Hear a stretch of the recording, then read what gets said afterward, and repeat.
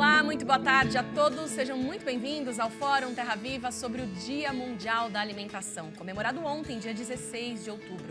O Dia Mundial da Alimentação foi criado pela FAO em 1981 e tem como objetivo levar a reflexão sobre os problemas relacionados à alimentação e nutrição, buscando também a elaboração de medidas efetivas para combatê-los. O tema deste ano é Alimentação Segura, Melhor Saúde. Eu sou Lília Munhoz, é uma honra para mim estar aqui com vocês neste fórum que tem transmissão ao vivo pela TV e pelo canal do Terra Viva no YouTube. E nós temos o grande prazer de receber aqui convidados muito especiais. Eu quero apresentar cada um deles a cada um de vocês também que estão nos acompanhando agora ao vivo na TV Terra Viva e também na internet pelo YouTube do canal Terra Viva.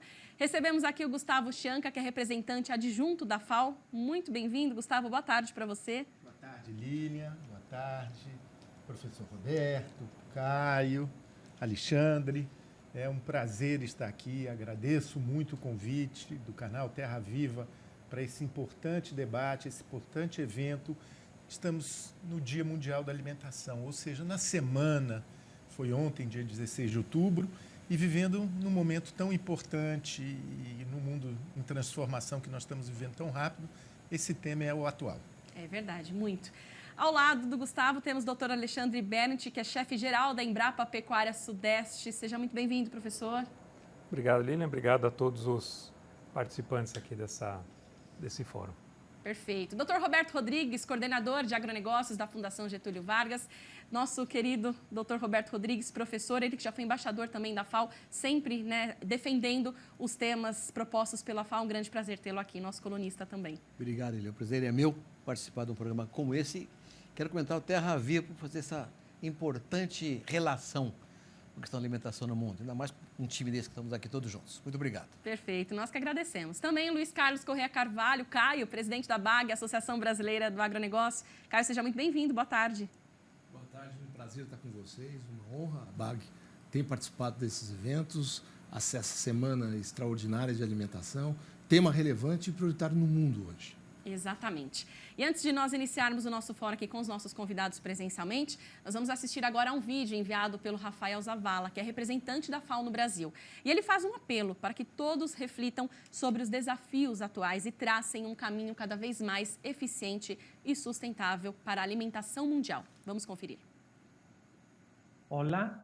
Em nome da FAO, gostaria de dizer que estou muito feliz por deixar minha mensagem para este fórum tão relevante sobre o Dia Mundial da Alimentação, que neste ano tem como tema não deixar ninguém para trás. Mais do que um chamado, este tema é um apelo para que todo mundo reflita sobre os desafios atuais e as lições aprendidas durante a pandemia para traçar um caminho mais resiliente e sustentável de aqui para frente. A pandemia de Covid-19, os conflitos armados, os choques climáticos e econômicos levaram mais de 828 milhões de pessoas à fome. Além disso, mais de 3 bilhões de pessoas em todo o mundo também não podem pagar por uma alimentação saudável. Mas assim como os desafios globais ultrapassam fronteiras, as soluções também podem. Principalmente no Brasil, estou convencido que é plenamente possível alcançar uma agricultura sustentável, sem desmatamento, neutra em carbono, que seja capaz de alimentar ao mundo e alimentar um país com fome zero. Uma lição positiva da pandemia foi, sem dúvida, o desenvolvimento digital na agricultura. Uma outra lição, e desde 2022, tem sido que não podemos estar tão dependentes de insumos estratégicos produzidos em lugares a mais de 7.000 quilômetros. Reconfigurar a estratégia de fornecimento de insumos-chave para a agricultura é fundamental. E, além disso, aprimorar a transição até a utilização de bioinsumos, de insumos não fósseis para a agricultura. Juntos, estou seguro, podemos transformar os sistemas agroalimentares para uma melhor produção, uma melhor nutrição, um melhor meio ambiente, uma vida melhor, sem deixar ninguém para trás. sobretudo em um país como o Brasil, que fica perto do coração da biodiversidade planetária e também é uma locomotiva alimentar mundial. Um excelente evento para todos e contem com a FAO. Muito obrigado. Perfeito, nós que agradecemos a participação do Rafael. Juntamente com a FAO, o canal Terra Viva transmite esse fórum em parceria com mais 11 associações do agronegócio. Uma delas é a BAG, o Luiz Carlos Correia Carvalho, presidente da BAG, está aqui conosco, mas também gravou e registrou por meio de um vídeo a importância desta data. Então, vamos acompanhar agora o vídeo no sentido de alimentar o mundo com qualidade a todos os consumidores. Olá, meu nome é Luiz Carlos Correia Carvalho e eu presido a Associação Brasileira do Agronegócio, a ABAG, e estamos felizes em participar do Dia Mundial da Alimentação, que busca enfatizar a prioridade que damos como brasileiros à segurança alimentar, que seja feita de uma forma competitiva, ou seja, que tenha prioridade, que seja sustentável e que mostre uma boa governança no sentido de alimentar com qualidade, digamos, a todos aqueles que precisam dos alimentos. O fortalecimento de sistemas agroalimentares eficientes e resilientes, obviamente com sustentabilidade, é fundamental para que a gente atenda essa demanda de alimentos saudáveis e nutritivos.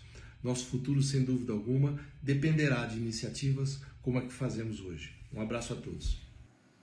Perfeito. E assim como a BAG, nós teremos ao longo do programa o vídeo de mais 10 associações que também fazem parte conosco deste Dia Mundial da Alimentação, unindo forças em prol de um bem comum, não é mesmo? Então eu quero já iniciar aqui a nossa conversa com o Gustavo Chianca, que é representante adjunto da FAO, para que ele traga para a gente um panorama, né, desta data tão importante, do trabalho importantíssimo que a FAO vem realizando desde que foi iniciada e quais os desafios, né, diante deste tema. Gustavo, gostaria que você abordasse para a gente o tema escolhido este ano, né, alimentação segura, melhor saúde, e isso também que foi abordado pelo Rafael, não deixar ninguém para trás.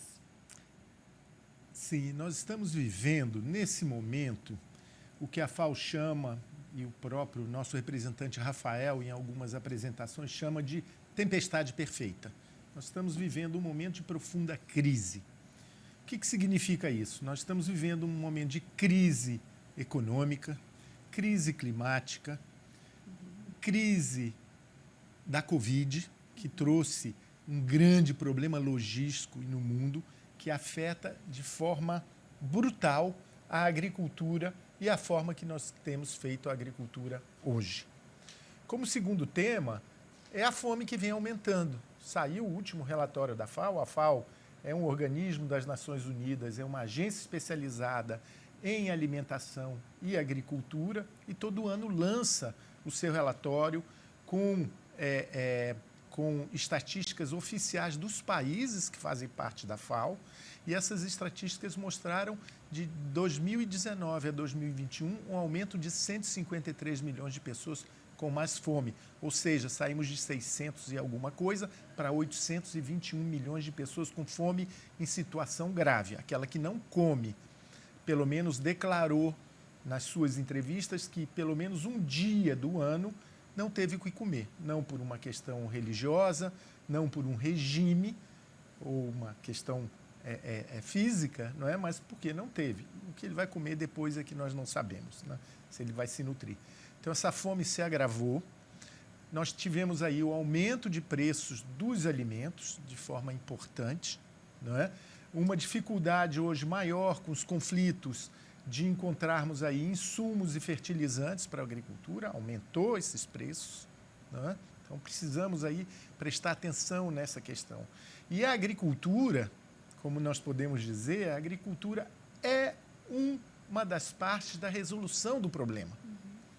A agricultura hoje é o grande tema alimentar mundial, e não só alimentar mundial, é um tema de ajuda humanitária. Hoje, um dos maiores e mais importantes programas no mundo de ajuda humanitária é o incentivo à agricultura. É a agricultura. É ela que traz emprego no campo, é ela que traz o básico que nós necessitamos, que é um alimento, é ela que pode trazer um alimento saudável. Então, é a partir dessa reflexão que a FAO chama de forma contundente os países, os governos, a se integrarem e a trabalharem de forma unida, de forma contundente para erradicar essa fome. Então, é importante erradicar a fome e não deixar ninguém para trás. Estamos numa luta, estamos numa batalha. Eu queria só chamar a atenção para um tema. Antes nós dizíamos muito mudança do clima. Então, todos os fóruns mundiais e tudo mais. E a FAO lançava esse, que a gente chama de SOF, em inglês é SOF, não é? Que é o relatório da insegurança alimentar durante o ano, saía só um relatório da FAO. Depois se juntaram 4 agências das Nações Unidas. Hoje esse relatório ele não é lançado mais pela FAO, ele é lançado pelo secretário-geral das Nações Unidas na reunião de julho, que é a reunião de julho das Nações Unidas preparatória à reunião dos chefes dos estados. Então o tema de alimentos seguros, sistemas alimentares está no coração da paz, no coração do futuro hoje do mundo, futuro mundial. Perfeito, perfeita essa colocação, porque justamente era quando eu estava preparando, né, do fórum, que a gente fala que a principal função e preocupação da ONU, a Organização das Nações Unidas, é essa função, a garantia da preservação da paz, e isso se dá, então, através da segurança alimentar, que o Dr. Roberto Rodrigues sempre fala, né, o agro é paz, porque justamente é isso, traz segurança alimentar para as nações, né, Dr. Roberto? Essa questão que você está colocando, Lilian, é interessantíssima, porque hoje todo mundo fala em segurança alimentar como se fosse uma expressão idiomática, mais ou menos convencional. Mas é muito mais do que isso. A segurança alimentar, como o Gustavo mostrou com clareza aqui na exposição dele, é a única garantia de estabilidade política e social numa nação. Uma nação com fome derruba governos. Então, a garantia alimentar é garantia também de estabilidade política e social nas nações. Não é por outra razão que, quando a pandemia explodiu em março de 2020, os países que não tinham autossuficiência garantida de alimentos foram ao mercado em busca de comprar estoques adicionais para garantir as suas populações abastecidas. Não encontraram o suficiente, porque havia safras anteriores pequenas, os estoques globais eram baixos em relação à média permanente. O que aconteceu? Os preços subiram. A demanda cresceu, a oferta não acompanhou, os preços subiram em dólar, dobrando em alguns casos. E aí, com a pandemia trazendo desemprego, cadeias produtivas foram rompidas, nós tivemos aumento dos alimentos e perda do poder aquisitivo das populações. E é o pior dos cenários. Fome, miséria e falta de comida para todo mundo. Tá aí, perfeito. Antes de passar para o Alexandre, para a gente falar sobre esse tom da pesquisa, a importância que a pesquisa vem tendo para o nosso agronegócio, né? Cada vez mais a gente conseguir produzir com preservação ambiental, com produtividade, eficiência no campo, eu queria ouvir primeiro o Caio, né? Representando aqui várias associações, empresas, na verdade, que fazem parte da ABAG também, que é uma questão que a gente sempre vem falando, né? A importância da nossa agricultura, da nossa pecuária se fortalecer cada vez mais para justamente a gente conseguir atender essa demanda mundial, né? Lilian, é chave, a discussão é fundamental. Nós temos tido uma evolução extraordinária. Eu sempre que vejo o representante da Embrapa nas reuniões, me anima muito, porque a gente continua focado em inovação. A questão, quando se vê pecuária, quando se vê a evolução do tempo em que o gado permanece no campo para ser engordado, para ser abatido, a redução extraordinária, a qualificação desse gado, digamos assim, o impacto que as emissões como as emissões são reduzidas, emissões de gases que têm a ver com a questão da descarbonização, tudo isso é uma soma muito positiva ao Brasil. O Brasil, nesse mundo tropical, baseou toda a sua expansão em cima de ciência, em tecnologia. Isso pressupõe naturalmente que, enquanto muitos países do mundo tropical ainda fazem adaptação do que foi feito no mundo temperado, o Brasil o fez com base em ciência, numa evolução extraordinária, ganho de 3% ao ano. Nós temos aquilo que se chama poupa-terra, ou seja, a gente reduz a necessidade de terras para poder produzir cada vez mais. O ritmo da produtividade é muito maior do que o ritmo das áreas, deixando claro com a evolução da pecuária, que o Alexandre vai comentar, que os ganhos que a gente está tendo estão liberando áreas para a produção de grãos. Tudo isso é uma maravilha e eu queria apenas lembrar que há 3 questões importantes a olhar. Uma questão macro-geopolítica, vamos dizer assim, que traz transtornos no momento difícil, como precaucionismo, protecionismo. Tudo isso é muito negativo quando se discute a questão da fome. E acesso aos alimentos tem a ver com a questão toda do rompimento da logística, seja primeiro pela Covid, depois agora com essa guerra. E o terceiro pé desse problema tem a ver diretamente com a questão de ser competitivo. Um país como o Brasil, que quase não tem subsídios à produção, ser competitivo significa não apenas ter produtividade e ganhar produtividade, mas ser sustentável e ter uma governança adequada. Portanto, esses são os temas nos quais o Brasil tem que atuar fortemente. Muito bom, e fortalecer cada vez mais a pesquisa. Por isso eu queria o seu comentário, Alexandre, para que você traga para a gente justamente essa visão, né, que a gente que é do agro sabe o tanto que a pesquisa foi importante para a gente desenvolver a nossa agricultura nesses últimos 50 anos. Eu queria um comentário seu a respeito disso também. Sim, muito obrigado. Se a agricultura é uma ação né, humanitária global, ela é baseada, ela é fundamentada em ciência. Especialmente o Brasil, como o Caio comentou, a gente começou produzindo com tecnologia importada, mas fomos desenvolvendo, né, na Embrapa, em outras instituições de ensino e pesquisa no Brasil, essas instituições foram desenvolvendo o sistema de produção mais adequado para o ambiente tropical. Então, se a gente pensar que há muitos anos a gente dependia de importação de alimentos, então a gente teve a competência de desbravar o cerrado, né, que dizia-se que nem dado nem herdado, e hoje é uma potência, né? Então, tivemos o conhecimento, né, a sensatez de desenvolver tecnologia para ocupar aquele ambiente e a gente produzir mais alimentos no primeiro momento. Depois também tivemos a competência, né, o Brasil como um todo, de adaptar plantas e animais ao sistema tropical, ao sistema de produção brasileiro. Então, como o Caio falou, o exemplo da pecuária. O binômio da pecuária brasileira é braquiária e Nelore. Nenhum deles é sul-americano, nem americano, né? O gado é indiano, a braquiária é africana. Só que com consciência, a gente foi nos programas de melhoramento buscando as melhores características dos animais e das plantas, e a gente tem soja, trigo, né, no cerrado, trigo num ambiente não subtropical. Então, essas são as revoluções que a ciência contribuiu para a agricultura. E também, se ela teve esse papel, ela também tem o papel do futuro com essa inovação. A gente está acompanhando toda essa revolução digital, os bioinsumos, né? A Embrapa e muitas instituições têm tecnologias como o Biomafós, por exemplo, o Aurus, que são tecnologias baseadas em bioinsumos, sempre com foco em eficiência e sustentabilidade. Porque a gente não pode produzir hoje, sabendo, né, dos impactos em mudanças climáticas, produzir do mesmo jeito que a gente produzia 50 anos atrás. Né? A gente evoluiu, a gente tem que sempre evoluir e a ciência está sempre buscando novas formas de produzir, de trazer soluções para os novos problemas, né?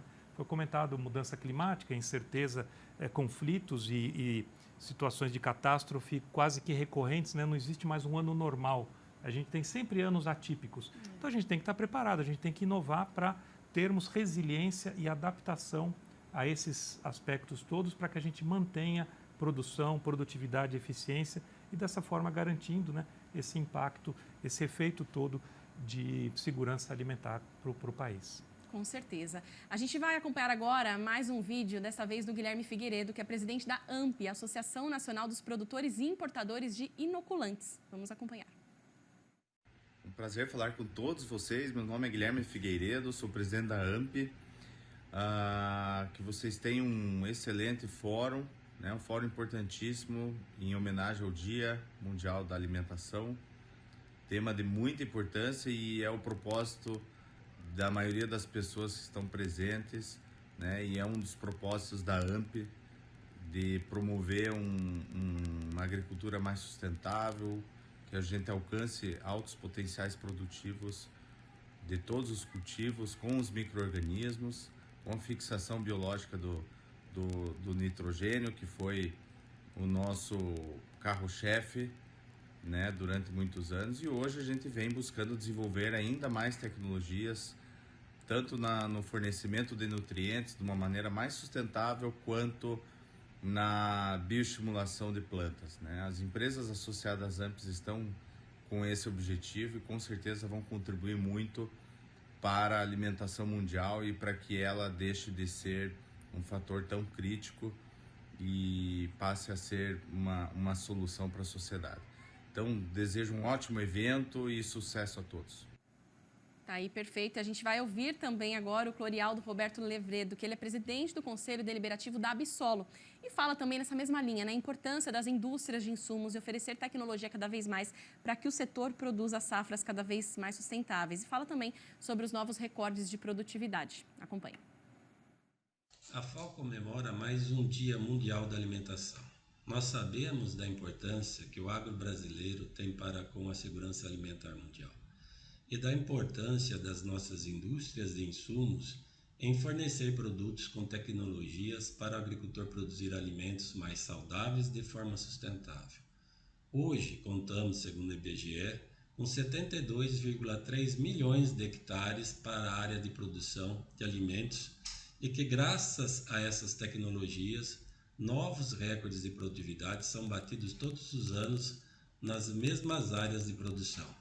Mas, para que esse setor tão importante continue cumprindo com sua missão, é fundamental a permanência do jovem no campo, que, segundo as pesquisas no Brasil, a média é de 45 anos.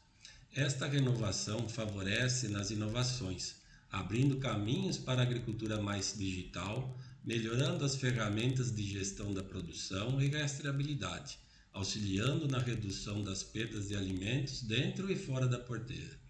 Com a quinta maior população do mundo, com mais de 200 milhões de habitantes, dos quais muitos ainda vivem em insegurança alimentar, precisamos nos mobilizar como sociedade para que mais pessoas tenham acesso a alimentos nutritivos e de qualidade.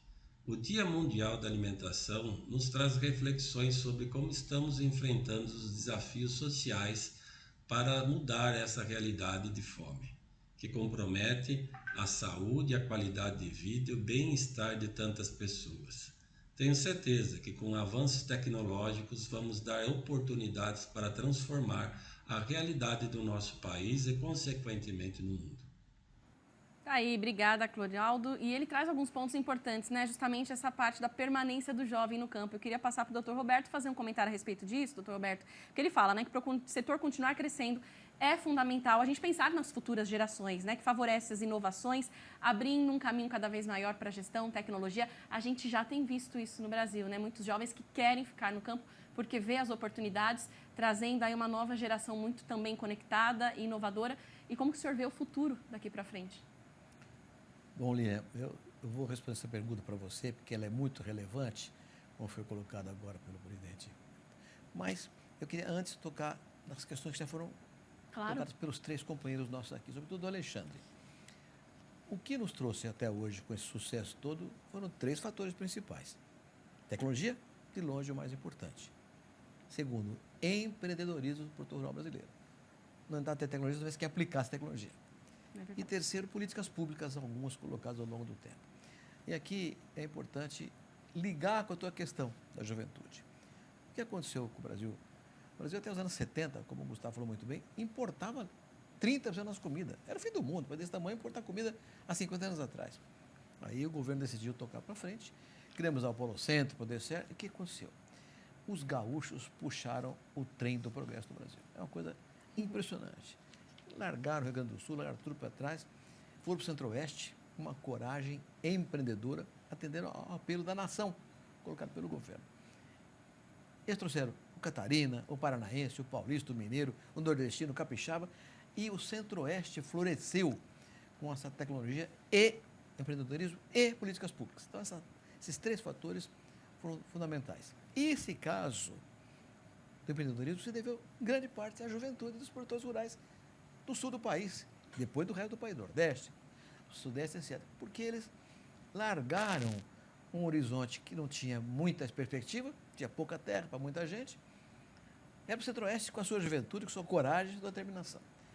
E a pandemia, como foi colocado muito bem também aqui, precipitou o tema da conectividade, da digitalização, que vinha acontecendo. Mas o trabalho de ficar em casa, sempre discutindo coisas online, fez com que a juventude viesse para o campo, na sua linha de raciocínio, porque tem renda no campo. Então, é essencial que nós tenhamos estratégias e políticas públicas com participação do privado que garantam esse processo de inovação com a juventude e com renda. porque assim virão novas tecnologias, virão mais empreendedores, provocando mais políticas públicas, sobretudo aquelas que o Caio colocou aqui, linkando muito bem com o tema do comércio internacional. Se não tivermos uma estratégia com logística bem tratada, com comércio que abre, com diplomacia que abra acordos comerciais que garantam o nosso mercado, se não tivermos investimento em mais tecnologia e, sobretudo, uma política de renda para o campo, que estabilize o processo, tudo isso é um grande pacote que tem que ser embrulhado com um tema central, que é sustentabilidade. Tudo isso é inerente, é no DNA do jovem. Então, vamos apostar que nós temos hoje, como foi colocado agora mesmo, uma idade média agricultura muito menor que a da Europa e da Ásia, que diminuamos mais ainda para que tenhamos mais inovação, mais tecnologia e mais gestão profissional. Perfeito. Alexandre, gostaria de complementar? O professor Roberto tocou nesse ponto da sucessão familiar em várias gerações, né? E esse exemplo que você deu, professor, da ocupação do Centro-Oeste pelos gaúchos, né? Mostra que eles são empreendedores, né, de fato, né? E eu penso que no tema da sustentabilidade também há um empreendedorismo jovem, porque é um tema novo, a gente tem discutido isso sistematicamente, talvez há 10 anos. Então, graças a essa geração nova, mais afeta ao tema, mais sensível ao tema e mais afeta a adoção de tecnologias, é que a gente vai conseguir honrar os nossos compromissos climáticos. Porque essa geração nova, ela tem a mente aberta, tem a disposição de empreender. Sem dúvida, o conhecimento que a ciência gera para tecnologias de baixo carbono, de nada serve sem o empreendedor, sem o produtor que adota aquele conhecimento e causa transformação no campo. E essas novas gerações, com certeza, vão caminhar nessa trajetória da descarbonização também e da sustentabilidade. Tá aí. E justamente sobre sustentabilidade, que eu queria que você comentasse, Gustavo, né? Esse crescimento que o nosso agro vem tendo aqui no Brasil em conformidade, né, com várias questões ambientais. Como você vê essa discussão em torno da sustentabilidade no mundo hoje? Eu gostaria também de comentar um pouco o que a gente está conversando Sim, sobre juventude. Não é? Então, só aprofundar, que é tão importante o tema da juventude, não só no Brasil, no mundo, para o agro mundial, para a agricultura mundial, que a FAO, no Dia Mundial da Alimentação, convoca uma reunião da juventude. Então, está tendo um side evento, um evento paralelo ao Dia Mundial da Alimentação, apoiado pela FAO, para a juventude no mundo. Então, as grandes lideranças da juventude, do cooperativismo, da área sindical, aqueles jovens que são agricultores de ponta, são chamados a discutir. E um dos temas principais é financiamento e conectividade. Então, dentro desse pacote, né, eu só para que o professor Roberto colocou tão bem esse pacote que necessita, só reforçar a questão digital e a questão de financiamento para que essa juventude possa cada vez mais... Posso entrar na conversa do Gustavo um pouquinho aqui? Por favor. Gustavo é meu amigo há tanto tempo que eu tenho liberdade de falar isso. Claro. Além do que ele está dizendo, tem uma coisa fundamental também, Lili, que é a presença feminina no campo. É verdade. Na gestão rural. Hoje é um processo espetacular. Então, eu quero comentar o Gustavo pela FAO fazer esse processo agora de juventude, sobretudo trazendo, que a FAO está fazendo, as meninas para esse processo todo. Hoje, você vai na escola de agronomia, veterinária, ciências florestais, metade das alunas são meninas, líderes natas. Então, é muito importante esse processo. Gustavo, desculpa trabalhar você. Muito obrigado, professor, porque a FAO tem a sua meta de ter 50% de gênero representado, não só nas suas esferas, mas também em todo o seu processo de trabalho. Então, obrigado, professor. Aí é importantíssimo esse tema. Entrando no tema da sustentabilidade, o Brasil ele não é o problema, ele é uma solução. Ele não é o único player no mercado internacional de produção de alimentos, mas ele é um dos principais que tem aí, Alexandre, a questão do domínio da agricultura tropical. Os outros grandes players são de outros biomas, outras regiões, que não é só a tropical. Então, o Brasil tem essa. E o Brasil tem essa condição de apoiar outros países, geralmente os países que estão abaixo da linha do Equador, tropicais, eles têm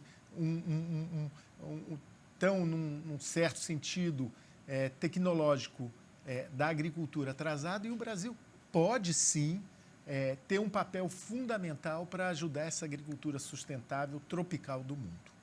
Existem, e eu acho que é necessário, Caio, uma grande mesa de diálogo para mostrar o que nós temos aqui no agro que são sustentáveis. E existem não só experiências, mas coisas que já estão na prática, né? Que já estão existindo. E é isso que temos que mostrar, o que existe de produção e como vamos cada vez mais aumentar e ajudar essa temática de agricultura sustentável, rentável e que dê condições às pessoas viverem no campo. Perfeito. Queremos ouvir, então, Caio, esses elementos novos, né, trazidos aqui também, de juventude, a mulher, sustentabilidade, essa liderança. Eu acho que foi tudo tão bem comentado. O que eu queria salientar foi a fala do Gustavo a respeito de diálogo. A gente vive um momento extremamente complexo. Quem diria que depois da Segunda Grande Guerra, depois de tudo que nós vivemos, que de repente insegurança alimentar e insegurança energética voltariam à tona como forte prioridade global,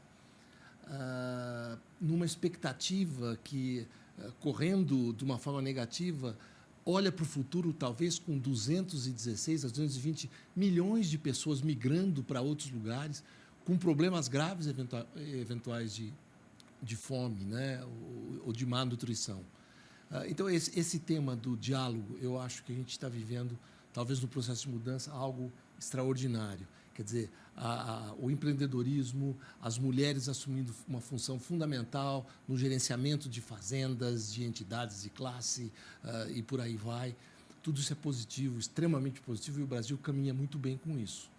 A minha maior preocupação hoje é o entendimento do velho mundo, das questões de integração, da necessidade de diálogo, que programas ou que ideias que surjam no mundo temperado têm que ser adaptados ou ajustados à realidade tropical. Esse diálogo é fundamental. A gente não pode mais baixar programas globais baseados na sua realidade sem estar ouvindo outros. Isso me preocupa muito com o chamado Green Deal, que é um programa europeu que surge agora e que é muito agressivo para o mundo tropical e tem que ser ajustado e tem que ser via diálogo. É verdade. E nesse contexto a gente vê, como você já mencionou, né, a questão do protecionismo que vem se fortalecendo muito nesses últimos anos. Doutor Roberto, o senhor acha que isso é uma tendência? A gente vai ter um mundo cada vez mais protecionista, os países? O que a gente pode esperar? Olha, Lilian, essa é uma preocupação muito grande porque tem a ver com a perda de protagonismo das organizações multilaterais, como a ONU, por exemplo, e a própria OMC. Né? Está acontecendo com esse processo de protecionismo. A OMC perdeu um pouco a mão na formalização das regras globais. Alguns países, os Estados Unidos, por exemplo, sob o governo do Trump, nem nomearam delegados para participação na área de juízes na OMC. Então, os países mais soltos, digamos assim, sem a coordenação da OMC, acabam fazendo acordos bilaterais fora das regras convencionais e genéricas, e aí surge o protecionismo. Né? O problema do protecionismo, nós convivemos com ele tanto tempo, mas o problema do protecionismo, então o Caio tem toda a razão, nós temos que trabalhar mais de perto. Por exemplo, uma questão central, agregação de valor. Né? Nós não queremos vender grão de soja, queremos vender o queijo, o frango, o filé mignon, com o milho e a soja embutido lá, mas isso aí é da escalada tarifária, que é colocada pela OMC. Né? Os países desenvolvidos, para proteger os produtores, seus industriais, sobretudo, não tem tarifa para matéria-prima e tem tarifa para produto acabado. Café. Nós exportamos 1/3 do café em grão no mundo. E não podemos nada de café torrado e moído. Então vamos torrar e moído. Não, porque tem tarifa. Então, essa negociação toda é essencial que seja feito entre governos, mas com a participação do setor privado nas discussões todas. E aí, o que ressalta, o Caio já falou sobre isso também, é que certas medidas protecionistas que têm uma base doutrinária legítima, por exemplo, a defesa do meio ambiente, a defesa do clima, impedir mudanças climáticas muito graves, usam esse argumento legítimo para fazer uma coisa ilegítima, que é criar uma barreira não tarifária de comércio. Agora mesmo, o Parlamento Europeu, há poucos dias, aprovou uma nova regulamentação impedindo a importação de produtos originados em regiões com desmatamento depois de dezembro de 2020.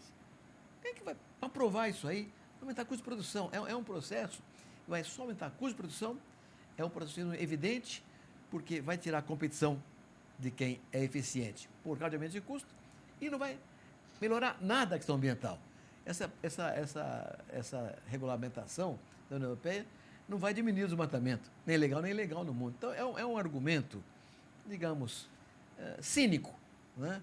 Porque ele é relevante do ponto de vista de causa, mas do ponto de vista de efeito é totalmente ineficiente para o meio ambiente e eficiente para a defesa dos interesses dos produtores rurais da Europa. O que nos garante nesse processo aí, e de novo volto aqui ao Caio, é que esse tema terá que ser discutido pelos todos os países da União Europeia e pela OMC. Eles não consideram isso um protecionismo disfarçado, escandaloso, na verdade, nem disfarçado, é escandaloso. Então, aqui é que nós temos que trabalhar junto à OMC, junto à própria FAO, tem que estar do nosso lado nesse processo, como tem estado, para dizer, olha, isso aí é protecionismo, portanto, não pode funcionar sob as regras da FAO. Então, é isso aí, negociar sempre agregação de valor e não mais protecionismo. E, portanto, menos escala tarifária e menos picos tarifários, que é o que, de fato, atrapalha a gente. E aí, um resumo, isso passa de novo pelo que o Caio falou, o diálogo, né? Para que a gente é um diálogo em que o setor público é essencial, mas não pode prescindir da participação do setor privado. Porque nós é que sentimos onde é que está apertando o calo. A função do governo é defender.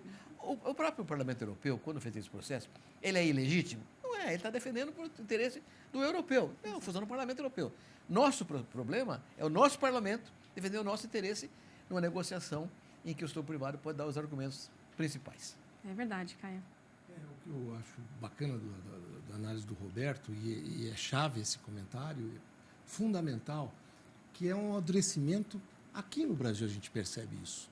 Quando você precisa ter o setor público e o privado de braço dado nessa discussão, porque é o interesse do país. Quando a gente vê, digamos, a tentativa de impor regras, digamos assim, unilateralmente, que é o que acontece, porque a OMC estaria para julgar uma coisa que seria ilegal sobre a ótica da visão multilateral das coisas, né? Que é o que prevalece, o que deve prevalecer. Essa visão unilateral leva a consequências de agravamento, por exemplo, de novos acordos comerciais. A falta de acordos comerciais trazem a pressão que o Gustavo comentou sobre a questão de fome e de risco para vários países, com dificuldade de logística. Eles vão se defendendo, cada qual que tem mais força se defende e, obviamente, que falta em algum lugar. O que fica claro é que não falta comida, apesar dos estoques estarem baixos, não falta comida. O problema é a distribuição do alimento e a questão da renda, né? Mas o que eu quero dizer é que, no momento em que a gente vive um processo de mudanças climáticas e de luta por uma descarbonização no sentido geral, que inclui as emissões na produção agrícola serem reduzidas, que é uma característica tremenda do Brasil. A pegada de carbono brasileira é muito menor do que a pegada europeia ou norte-americana, é muito menor. A gente produz 2 ou 3 vezes na mesma área, no mesmo ano, coisa que ninguém faz no mundo, né? E já fazemos há algum tempo. Isso é novo para quem tem dificuldade de dialogar. Ou, de repente, a nossa comunicação deveria ser muito melhor do que está sendo hoje, é um outro ponto relevante. Mas, de qualquer modo, digamos assim, o processo da mudança climática, da descarbonização, acaba trazendo uma outra onda que empurra essa situação que a gente está vivendo agora, conjuntural, complexa, para um agravamento, como a gente disse antes, e nós temos que estar preparados para isso. Tá aí. Vamos acompanhar mais uma participação, uma mensagem? Vamos acompanhar agora o Eduardo Monteiro, presidente da Associação Nacional para a Difusão de Adubos, a ANDA. Sou Eduardo Monteiro, presidente da Associação Nacional para a Difusão de Adubos, a ANDA, e estou aqui para parabenizá-los sobre a realização do Fórum Mundial da Alimentação, evento tão importante e necessário nesse momento. É um prazer estar aqui com vocês, contribuir para aumentar o engajamento e debates propositivos sobre a importância de produzirmos alimentos nutritivos, necessários e fundamentais para garantir uma base de alimentação saudável para todos no mundo, visto que caminhamos para ser o grande celeiro do planeta. E por aqui não podia ser diferente. Levamos esse debate muito a sério na Associação Nacional de Difusão de Fertilizantes. E com ótimos argumentos, a agricultura brasileira continua com perspectivas de manter o ritmo de produção rumo às safras recordes, nutridas com fertilizantes para garantir alimentos ricos em vitaminas primordiais para compor as refeições no Brasil e em todo o mundo. Meu grande abraço e parabéns pelo evento novamente. A gente vai assistir agora a mensagem do Luiz Carlos Ribeiro. Ele é diretor executivo da AENDA, Associação Brasileira de Defensivos Pós-Patente. Acompanhe. A AENDA é a Associação Brasileira de Defensivos Pós-Patente. As empresas filiadas à AENDA investem cada vez mais em tecnologias voltadas para a parte de defensivos químicos e defensivos biológicos. Insumos agrícolas esse que vem favorecendo bastante na geração de alimentos. Cada ano que passa, o Brasil produz cada vez mais alimentos. E é muito importante isso para o combate à fome. Viemos aqui também para parabenizar a FAO pela criação e a comemoração desse Dia Mundial da Alimentação. Nós temos, logicamente, um compromisso muito grande de combater a fome no mundo. E o Brasil vem dando essa resposta. O importante que nós precisamos realmente ter a atenção não é só somente em produzir cada vez mais alimentos, mas alimentos com qualidade e com alimento com quantidade. E, principalmente, trabalharmos e dar mais atenção na distribuição desses alimentos para que cheguem à mesa de todo ser humano da população mundial, com preços mais justos, com quantidade e qualidade. Parabéns à FAO, a AENDA está firme e forte também com suas empresas filiadas com esse compromisso. E ainda conosco também, neste fórum especial do canal Terra Viva, assim como a Andav. Paulo Tiburcio, presidente executivo da Andav, também mandou uma mensagem. Confira. No Dia Mundial da Alimentação, é imprescindível considerarmos que, ao tratar desse importante tema, devemos analisá-lo pelo viés da segurança alimentar, da segurança do alimento e da qualidade alimentar. Ou seja, avaliarmos a oferta de alimentos em quantidade suficiente, seguros e com diversidade nutricional para todos. A melhoria dos sistemas agroalimentares é uma responsabilidade de toda a cadeia de abastecimento. Também em outubro, celebramos o Dia do Distribuidor de Insumos Agropecuários. Profissionais estes que, junto aos produtores rurais, assumem o desafio de encontrar técnicas para produzir mais em harmonia com o meio ambiente e, ao mesmo tempo, contribuir com a construção de comunidades fortalecidas. Contem com a Andav neste propósito. Muito obrigado. Tá aí, importantíssimo também o trabalho que a Andav vem realizando para que a gente tenha a distribuição de insumos de uma forma sempre eficiente também no nosso campo, não é mesmo? Eu queria passar a palavra para o Alexandre mais uma vez, né? O Paulo Tiburcio comentou sobre sistemas agroalimentares e eu queria um comentário seu também, né? Como que a ciência tem visto toda essa evolução que a gente tem, como que vocês definem sistema agroalimentar? Eu vou resgatar a fala do Caio, que de fato o diálogo parece que nunca é suficiente, né? Então, os ambientes tropicais, eles têm essa pujança de produção. Então, a gente produz 3 safras no mesmo lugar no ano. Então, antigamente era uma, mas a gente foi evoluindo, foi desenvolvendo tecnologias para produzir uma safra completa de soja, uma safra completa de milho, não é mais safrinha, é uma segunda safra forte, robusta. E depois, na entre-safra dos grãos, você ainda consegue produzir um gado num capim de integração lavoura-pecuária, por exemplo. Então, é uma pujança de produção tropical que não é exclusividade do Brasil. O Brasil talvez seja pioneiro, seja protagonista nisso por conta da ciência que foi desenvolvida, o esforço, né, de muitos pesquisadores e professores para chegar nesse conjunto de tecnologias que é o sistema de integração lavoura-pecuária e também lavoura-pecuária-floresta para aqueles que querem incluir árvores nos seus sistemas de produção. Então, esses sistemas, eles produzem muito mais alimento na mesma área ao longo de um ano inteiro. A gente não tem severas restrições de produção. Com tecnologia de irrigação, de preparo de solo, a gente consegue produzir praticamente no ano inteiro. Então, isso traz essa segurança e essa pujança, essa força, né, da produção tropical. Com ainda a capacidade de remoção de carbono, porque a gente tem, por exemplo, plantio direto, a gente tem bons manejos de pasto que depositam carbono no solo, A gente tem sistemas de integração silvipastoril, por exemplo, com pecuária, que agregam carbono nos troncos das árvores. E tudo isso a gente precisa de diálogo para os nossos pares de ambientes temperados. Porque a gente recebe delegações da Austrália aqui no Brasil e eles ficam maravilhados com o nosso eucalipto, que produz muito mais do que o deles, porque houve investimento em melhoramento genético, em ciência ali em cima. Então, a gente tem que permanentemente, constantemente dialogar com eles para provar que o que nós estamos dizendo que há remoção de carbono nos troncos das árvores é porque a gente mede, e mede sistematicamente por muitos anos. É um conhecimento novo que gera resistência, mas a gente sabe o quanto de carbono tem ali, qual é a densidade daquela madeira, quanto que é fuste, quanto que é galho, folha. Então tem bastante esforço de ciência para que a gente tenha argumentos, né, científicos para esse diálogo. E esse argumento científico, ele traz força para o nosso discurso e para a nossa defesa da agropecuária tropical sustentável. Perfeito. Eu gostaria do seu comentário, Gustavo, a respeito disso também, que o Alexandre falou. Não, o Alexandre colocou temas que são muito importantes. Ou seja, o que eu já havia dito antes, o Brasil é solução. É uma solução para parte do problema que nós temos de agricultura sustentável, de descarbonização da agricultura. Então, todas as tecnologias existentes, elas são propícias a esse diálogo, a essa discussão. O que nós entendemos, e a FAO colocou isso muito bem na sua discussão e nos seus relatórios, é que nós estamos vivendo como essa tempestade perfeita, é um momento de diálogo. É um momento que abre oportunidade, Caio, para se ter diálogos. Não é? Por quê? Porque vai faltar alimento.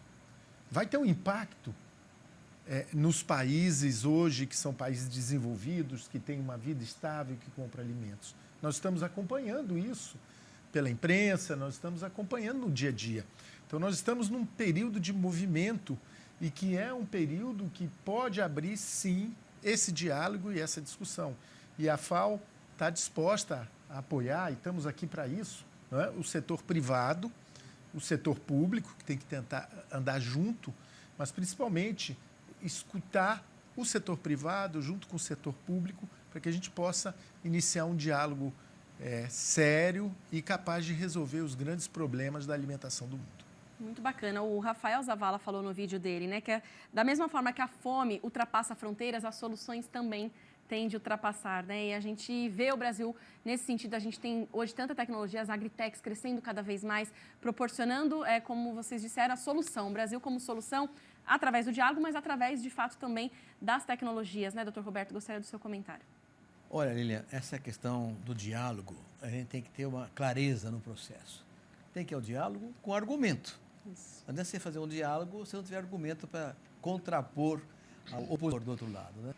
E no caso desses acordos internacionais todos, no caso desse problema do neurocianismo, uma das questões que é notável, o Gustavo fala sempre disso aqui, é que nós estamos atravessando uma transição de uma economia convencional para o mundo, né? E diga, a ponte dessa transição chama descarbonização. Esse é um processo que tem que ser enfrentado com tecnologia e com argumento. Então, por exemplo, como é que vamos discutir o mercado de carbono, né? Vamos discutir as métricas. A União Europeia cria lá a métrica e o método dela. Eu não quero engolir isso goela abaixo, quero ter a minha métrica. Então, o que nós estamos fazendo? Nós criamos na Getúlio Vargas, com o apoio das entidades de classe todas e do governo também, um observatório de bioeconomia, no qual estamos estabelecendo as métricas nacionais. Uma soja brasileira produzida em Goiás é diferente da soja brasileira produzida no Rio Grande do Sul. Tem outra condição de descarbonização, né? O trigo, por exemplo, agora que o Alexandre citou, en passant. Nós importamos trigo desde que o Brasil existe. Pois a Embrapa desenvolveu variedades técnicas, sistemas plantios novos, que em 2030, que é 8 anos, vão produzir 20 milhões de toneladas de trigo. Nós importamos de 5 ou 6 milhões, vamos exportar 5 ou 6 milhões daqui a poucos anos, né? Trigo é descarbonizante, o processo tecnológico é todo desenvolvido nessa direção. Então, o diálogo tem que ser tratado com uma base científica irrecorrível. E isso é que é importante que seja feito entre as entidades, a academia e o setor privado. Todo mundo junto com o governo, que é quem negocia, não é? Mas dando a base científica e os argumentos técnicos para que não haja como fugir da realidade de cada país. Então, esse é o tema que nós temos que tratar.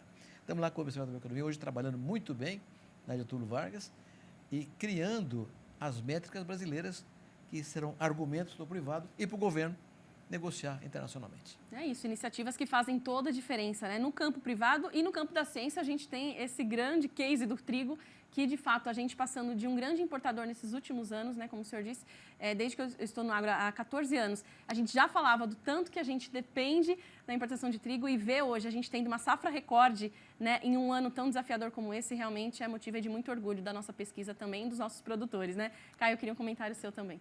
Olha, tem as últimas falas aqui foram muito interessantes da gente observar a evolução, digamos assim, do agro brasileiro, né? Se você olhar a questão da bioeconomia na lógica, vamos dizer assim, do contexto da descarbonização, como o Roberto falou bem, a ponte para a mudança, essa mudança leva a essa bioeconomia que tem tudo a ver com o potencial brasileiro. É lógico que disso tudo que nós ouvimos, que eles comentaram, que a lógica, digamos assim, da bioeconomia, no caso brasileiro, é de um potencial extremo. E eu queria dar um exemplo disso, do que o Roberto está falando, do observatório, que é fundamental para todos, e a gente tem que acelerar, a BAG está muito preocupada com isso. Nós não conseguimos sentar numa mesa sem números que indiquem, de fato, aquilo que nós estamos falando. E eu vou dar um exemplo. O Brasil saiu na frente e lançou a lei, é uma lei nacional, dos biocombustíveis, que se chama Renova Bio. Isso foi feito a 4 mãos, público e privado, academia, setor privado, todos. Desenvolvemos uma forma de medir chamada RenovaCalc, em seguida chegamos nos detalhes da lei. E hoje nós temos, por exemplo, numa safra normal, nós temos uma média de 850 litros, grosso modo, para pagar um CBio, que é o documento que é o mercado de carbono que temos aqui internamente. Com a mudança agora do artigo 6º lá fora, na reunião de Glasgow, a gente vai poder, muito rapidamente, acredito eu, comercializar isso para fora. Pois bem, mas voltando para dentro, nós chegamos com o nosso pessoal, com a nossa competência. Hoje a média é 850, eu vejo usinas com 600 litros para um CBio e usinas com 1.000.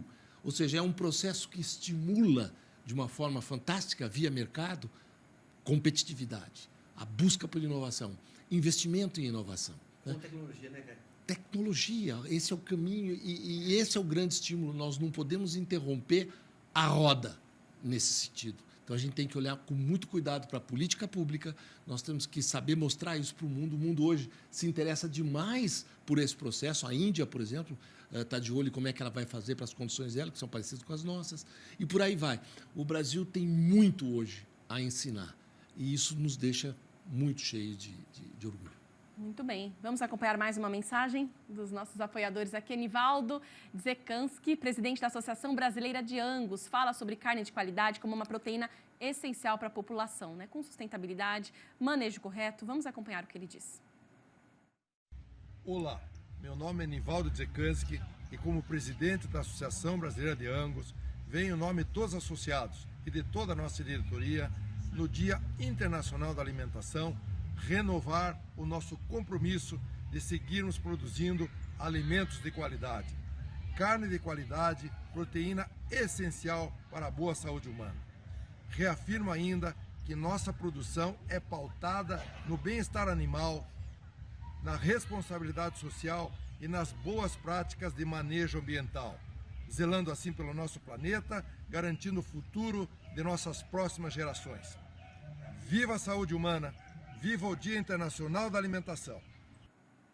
Tá aí, vamos falar um pouco então sobre proteína animal, né? A gente tem aqui o chefe-geral da Embrapa Pecuária Sudeste. Conta pra gente então, em relação a tanta variedade de raças que nós temos, a gente falou Nelore agora há pouco, mostrando agora Angus, como que estão as pesquisas envolvendo proteína animal também? Bom, as pesquisas, elas não param, né? Avançam permanentemente. E eu queria resgatar um pouco também do que foi falado aqui desse sistema de produção de baixo carbono. Talvez assim, o melhor exemplo de tecnologia para a sustentabilidade, aproveitando o gancho da associação do Angus, seja o melhoramento genético. Por quê? ninguém em sã consciência pega um animal melhorado, usa uma genética superior e coloca num pasto ruim. Deixa de vacinar, deixa de dar suplemento, aplicar um vermífugo, oferecer bem-estar, não usar técnicas de reprodução. Então, o melhoramento genético ele é uma tecnologia, um conjunto de tecnologias que arrasta com ele um conjunto de boas práticas, de ações que vão mirar na eficiência e vão acertar na sustentabilidade. Porque se a gente pensar que há 10 anos atrás o ciclo de produção de pecuária de carne no Brasil era de 4 anos, 48 meses, hoje que seja 36 meses, 30 meses, é um ano a menos de produção, de ciclo de produção, um ano a menos de emissão para você produzir mesma quantidade de carne, ou talvez até um pouco mais, com melhor qualidade. Então, esse conjunto, né, de tecnologias que a gente vem adotando na pecuária como um todo, e várias raças, aliás, todas as raças têm buscado o seu melhoramento para produzir um animal precoce, com qualidade, com eficiência. E também, por que não, com mais sustentabilidade. Ao encurtar o ciclo de produção, eventualmente até você pode detectar animais com perfil de emissão, de fermentação menor. A BCZ tem feito isso, outras associações têm feito isso, identificar animais onde o critério de emissão seja um dos critérios para o processo de seleção. Então, tem muita tecnologia no campo e a gente precisa sempre estar desenvolvendo novos conhecimentos. Então, a questão de bem-estar num cenário de mudanças climáticas. Então, a gente tem incerteza de chuva, incerteza de temperatura, o animal é sujeito a isso, você tem que prever antecipadamente a produção de alimento para a nossa estacionalidade de produção. Então, a gente tem que estar sempre caminhando, não podemos parar com o desenvolvimento de novas tecnologias para a pecuária também. Perfeito, Gustavo, por favor. Em termos de sustentabilidade na pecuária, né, a gente tem muito a contar. O tema da proteína animal é um tema mundialmente importante. Há 10 anos atrás, eu já estava na FAO e eu acompanhava com orgulho os índices de insegurança alimentar no mundo diminuírem e diminuíam de forma constante. E aumentava o consumo de proteína. O que significava isso? E eu dizia com orgulho, olha, em 2030 nós vamos conseguir erradicar a fome no mundo, baixar de 5% o índice de insegurança alimentar, porque o gráfico está mostrando isso.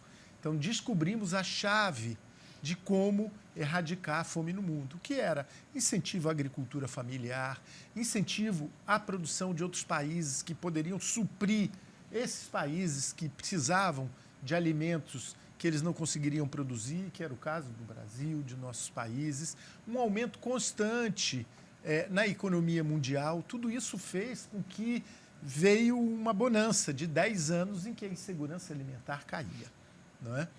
E nós vimos principalmente que quanto mais a renda aumentava dos países, né, principalmente da Ásia, em especial da China, o consumo de proteína animal era o consumo principal. Por quê? Porque é um alimento nobre, todo mundo quer comer uma boa carne, uma boa proteína para se alimentar. Esse é o futuro. Esperamos que isso continue, não é? Que esse período de crise que nós estamos enfrentando seja um período passageiro e que o mundo possa voltar a ter uma economia em crescimento, a ter uma população que está crescendo e aumentar esse consumo. Então, o Brasil está se preparando e é importante escutar isso e poder mostrar nesse debate que nós estamos desenvolvendo que existe uma pesquisa, existe um trabalho que não é feito de agora, é feito de anos para responder de forma sustentável às necessidades do mundo e sermos parte desses players, desses jogadores mundiais com oferta de alimento. Perfeito. A gente teve o fórum comemorando o Dia Nacional da Pecuária aqui no canal Terra Viva na semana passada, né? E a gente conseguiu integrar no mesmo debate também várias cadeias produtivas. Então, tivemos a pecuária, corte, leite, tivemos também pescado, suínos, aves. E falando justamente sobre isso, o quanto a questão da renda da população diminuiu. Então, eles estão buscando cada vez mais alternativas de consumo para tentar consumir proteína animal ainda, né? Mas a gente tem a grande questão que vocês estão colocando aqui, que é a distribuição e a renda. Eu queria voltar, então, para o Dr. Roberto Rodrigues fazer um comentário também sobre a proteína animal como uma discussão mundial também. Olha, Helena, eu acho que a proteína animal é uma base central para a alimentação, mas antes de tudo é alimentação mesmo, né? Então eu quero segurar um pouquinho essa temática colocada aqui pelo Gustavo particularmente, que é trazer para o mundo para o mercado, produtor rural que está fora do mercado hoje. Então, trabalho feito pela Embrapa, Eliseu Alves, Eliseu Contini, há algum tempo atrás, que mostra que dos 5 milhões, números gerais, 5 milhões de produtores brasileiros hoje, 1 milhão estão no mercado, mas 4 milhões estão fora do mercado. E estão fora do mercado porque não tem tecnologia, não tem informação adequada, não são capazes de compreender as demandas todas, em boa parte, e quando são capazes, não têm capacidade financeira de comprar a tecnologia adequada. Então, da mesma forma como a gente se preocupa com o consumidor urbano, de maneira geral, é preciso olhar muito de perto também essa grande parcela de pequenos produtores, tão esparramados pelo Brasil inteirinho, mas mais no Nordeste e no Norte do país, incorporá-los ao mercado. Como fazer isso aí? Subsídio não temos no Brasil. O governo não tem condição de fazer isso. Então, a solução é cooperativismo, né? O cooperativismo é hoje um instrumento extraordinário no mundo inteiro. O Brasil vai crescendo espetacularmente com um apoio muito bem feito pela OCB, particularmente com a BAG também, onde o Brasil participa. Então, o cooperativismo vem explodindo no Brasil hoje. Hoje, 54% da produção agrícola já passa por cooperativas. É um número importantíssimo, né? Como é uma característica, 80% do cooperado é pequeno e médio produtor. Então, aí é que está o centro da incorporação no mercado de uma parcela significativa de produtores que estão hoje na linha da miséria ou na agricultura de subsistência, tão somente, né? E aí é preciso que haja alguma ação também do setor público, porque como é que você vai fazer cooperativa num ambiente que as pessoas nem sabem o que é cooperativa, né? Então, a primeira coisa é o proselitismo ao cooperativismo. Esses pequenos produtores, e até médio e grande também no Brasil inteiro, têm que entender que a cooperativa é uma alternativa adicional ao que o mercado trabalha, mas é a alternativa para a incorporação no mercado. Não é outra, é a alternativa. Então, explicar o que é cooperativismo, como funciona, de modo que as pessoas tenham vontade de fazer a cooperativa, é essencial. Esse é o papel do Estado, do setor privado. Então, de fato, nós temos que combater a insegurança alimentar ou a própria questão produtiva com sustentabilidade, atendendo ao pequeno produtor que está à margem do mercado hoje. E a solução é cooperativismo. Muito bom. Isso me lembrou o que eu estava conversando antes com o Alexandre, né, de um artigo do presidente Celso Moretti, presidente da Embrapa, falando também, incluindo, da questão da agricultura inclusiva socialmente, né? A agricultura é inclusiva socialmente, então a gente tem que olhar para o pequeno produtor e entra também no tema da FAO, não deixar ninguém para trás, né? E aí eu queria um comentário seu, Caio, a respeito disso tudo. Lilian, você falou a palavra mágica, saiu de você quando você falou em integrar, integração. A palavra mágica é integração. Quando o Roberto fala de cooperativa, ele está falando da integração de interesses de produtores que não teriam escala para ganhar a assistência técnica que uma cooperativa é capaz de dar, né? E que ele não consegue no mercado. Então, é uma integração. Da mesma forma, como o Alexandre analisa a questão da proteína animal, do ponto de vista da pecuária, eu queria agregar a isso uma discussão extraordinária que está acontecendo. A gente começa a ver hoje uma integração, por exemplo, do milho no processo de produção de etanol. Então, o milho americano faz um etanol que tem uma pegada de carbono X. O milho brasileiro integra milho com cana, com energia que vem do bagaço da cana, das fibras da cana, ele tem uma pegada de carbono muito menor. E o que acontece? Ele produz uma escala fantástica. Nós estamos produzindo esse ano 4,5 bilhões de litros de etanol de milho e em 2030, 2031, nós vamos produzir 10 bilhões de litros de etanol de milho no centro-oeste, basicamente. Mas vai descendo, à medida em que a logística vai infiltrando, e a gente pega uma norte-sul chegando em São Paulo, a gente pega o pessoal saindo de Ilhéus, na Bahia, encontrando no norte-sul, ou vindo de Mato Grosso, encontrando no norte-sul. Nós estamos falando da possibilidade de ter milho competitivo aqui em São Paulo, com plantas.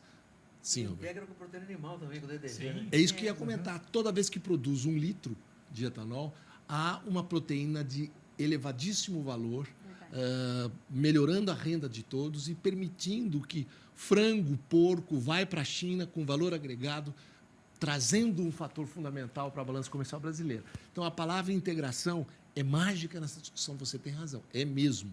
E a gente da BAG defende isso com muita força. A gente acredita que esse é o caminho e a integração também significa público-privado, que é a integração também. É verdade, com certeza, e a gente vê a importância, né, de o quanto o agro integrado totalmente, quando a gente brinca, né, que do boi só não se aproveita o berro, que se aproveita também. A gente vê, de fato, essas alternativas hoje, né, para que a gente consiga melhorar a questão energética que a gente tem tanta necessidade, né, de biocombustíveis e, ao mesmo tempo, poder alimentar cada vez mais o gado. Enfim, a gente consegue aí ter uma produção, uma pujança, e a gente está produzindo agora uma nova safra. Então, eu queria até um comentário de vocês a respeito disso, né, as máquinas em campo produzindo aí uma grande safra que a gente espera que seja recorde, né? Qual a expectativa, doutor Roberto, né? O senhor que está sempre muito integrado aí, a gente está com o clima ajudando dessa vez, né? Felizmente, né, Lila? Felizmente está ajudando. So far, so good. Está começando bem o processo, né?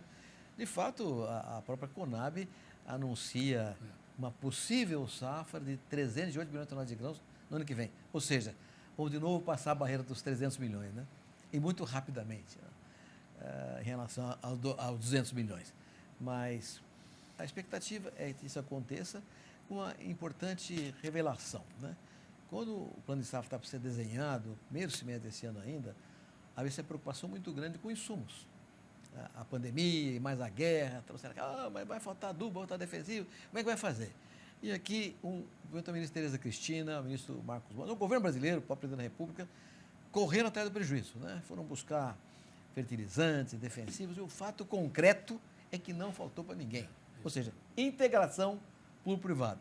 Preocupado com o setor privado, o governo correu atrás e resolveu o problema. Nós estamos plantando uma safra com a mesma tecnologia de sempre. Mais caro, bem mais caro, porque os custos subiram bastante, mas com elementos suficientes para a produtividade funcionar. Então, isso sinaliza mais um salto de quantidade e qualidade, que, aliás, se soma outro salto. Esses números brasileiros são alucinantes. Eu fui presidente da Aliança Mundial de Cooperativa, eu andei pelo mundo inteiro, fui a 79 países. Não vi nada igual ao que o Brasil fez.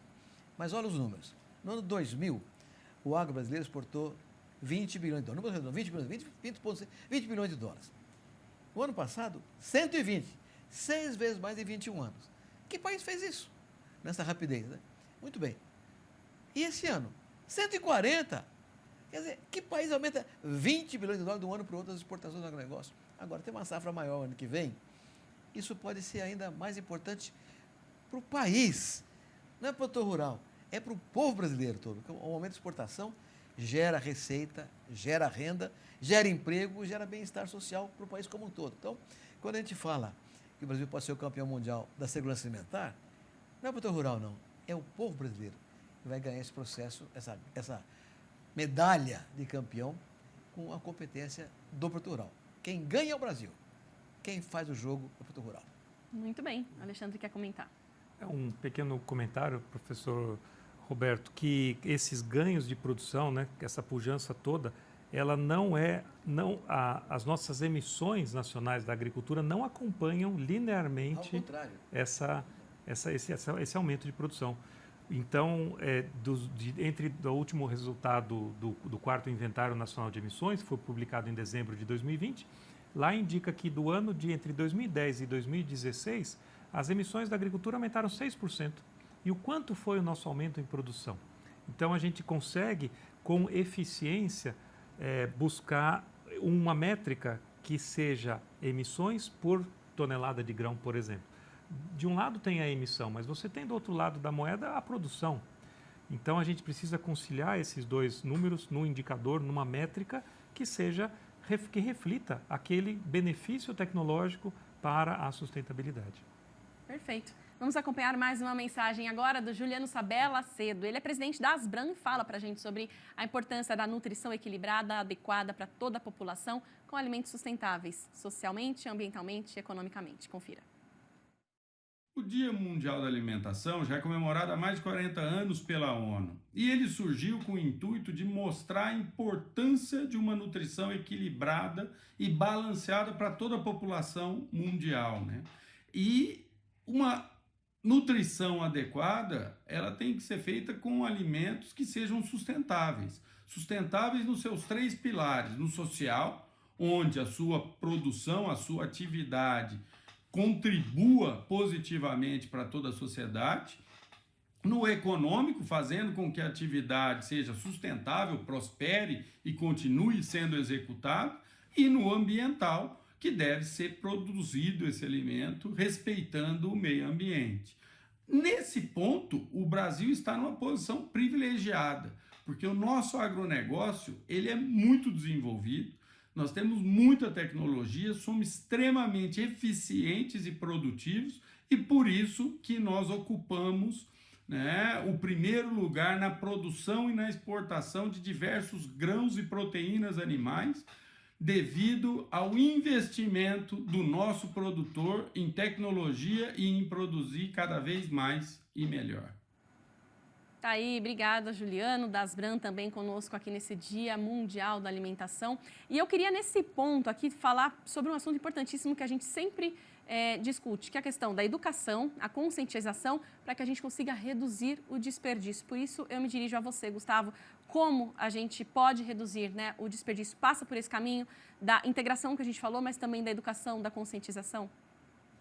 Basicamente, nós perdemos 1/3 dos alimentos produzidos entre desperdício, perdas e desperdício. Perda é aquela que nós estamos na produção. A caixa que caiu, uma máquina mal regulada, até chegar ao mercado. Mas essa perda é em torno de 10%.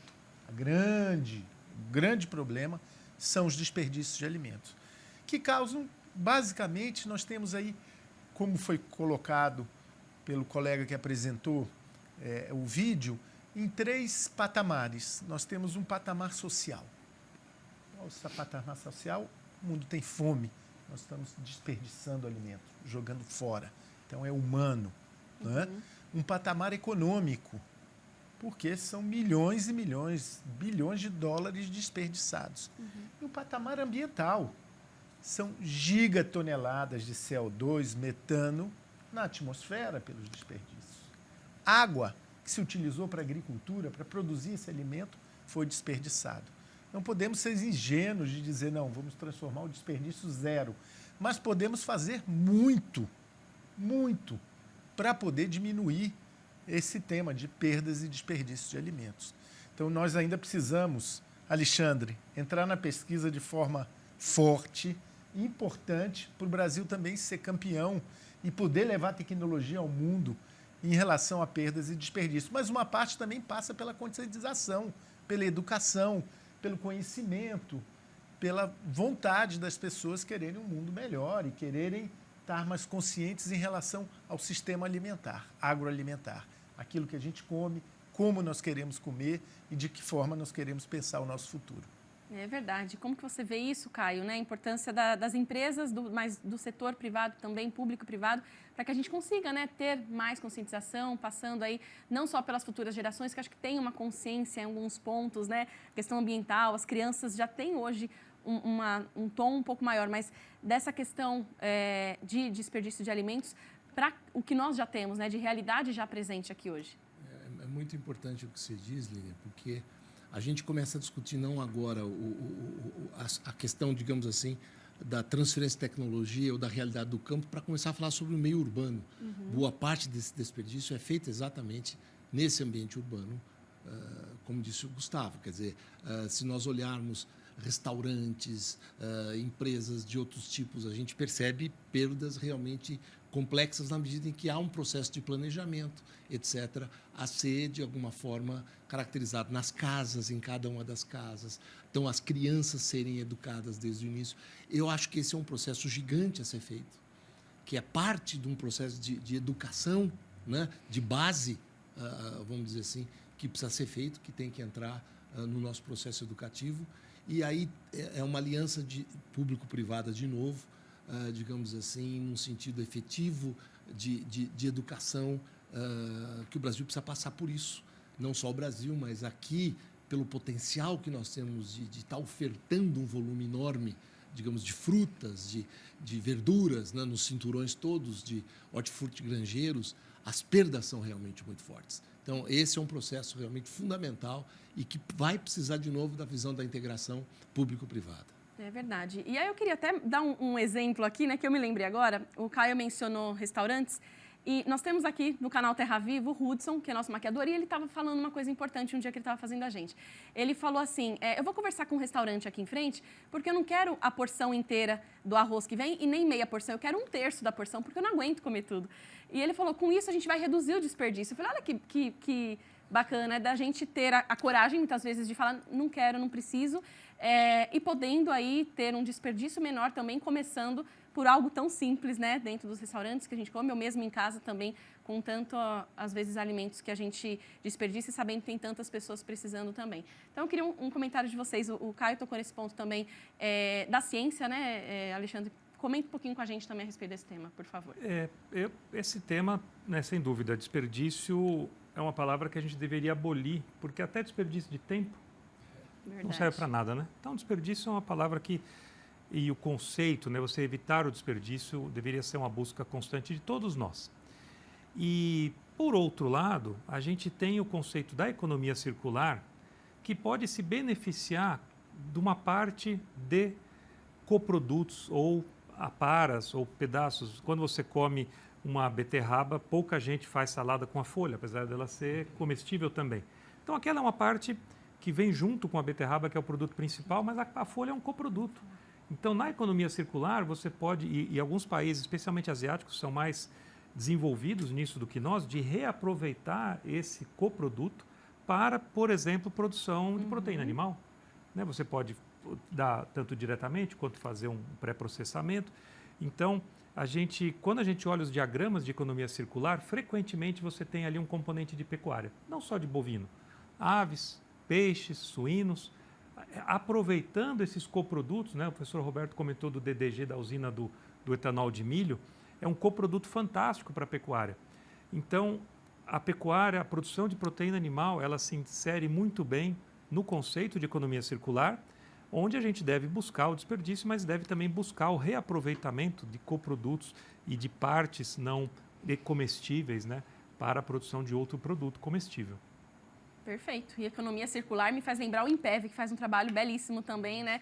Agradecer a Impev das embalagens de defensivos e transformar isso em tampas. Olha que belo exemplo que a gente tem já no agro também e criar isso para outras cadeias. E aí, enquanto o Alexandre falava, o Pedro comentou aqui, o Pedro, que é o nosso coordenador, ele falou, desperdício muitas vezes de ração também, né?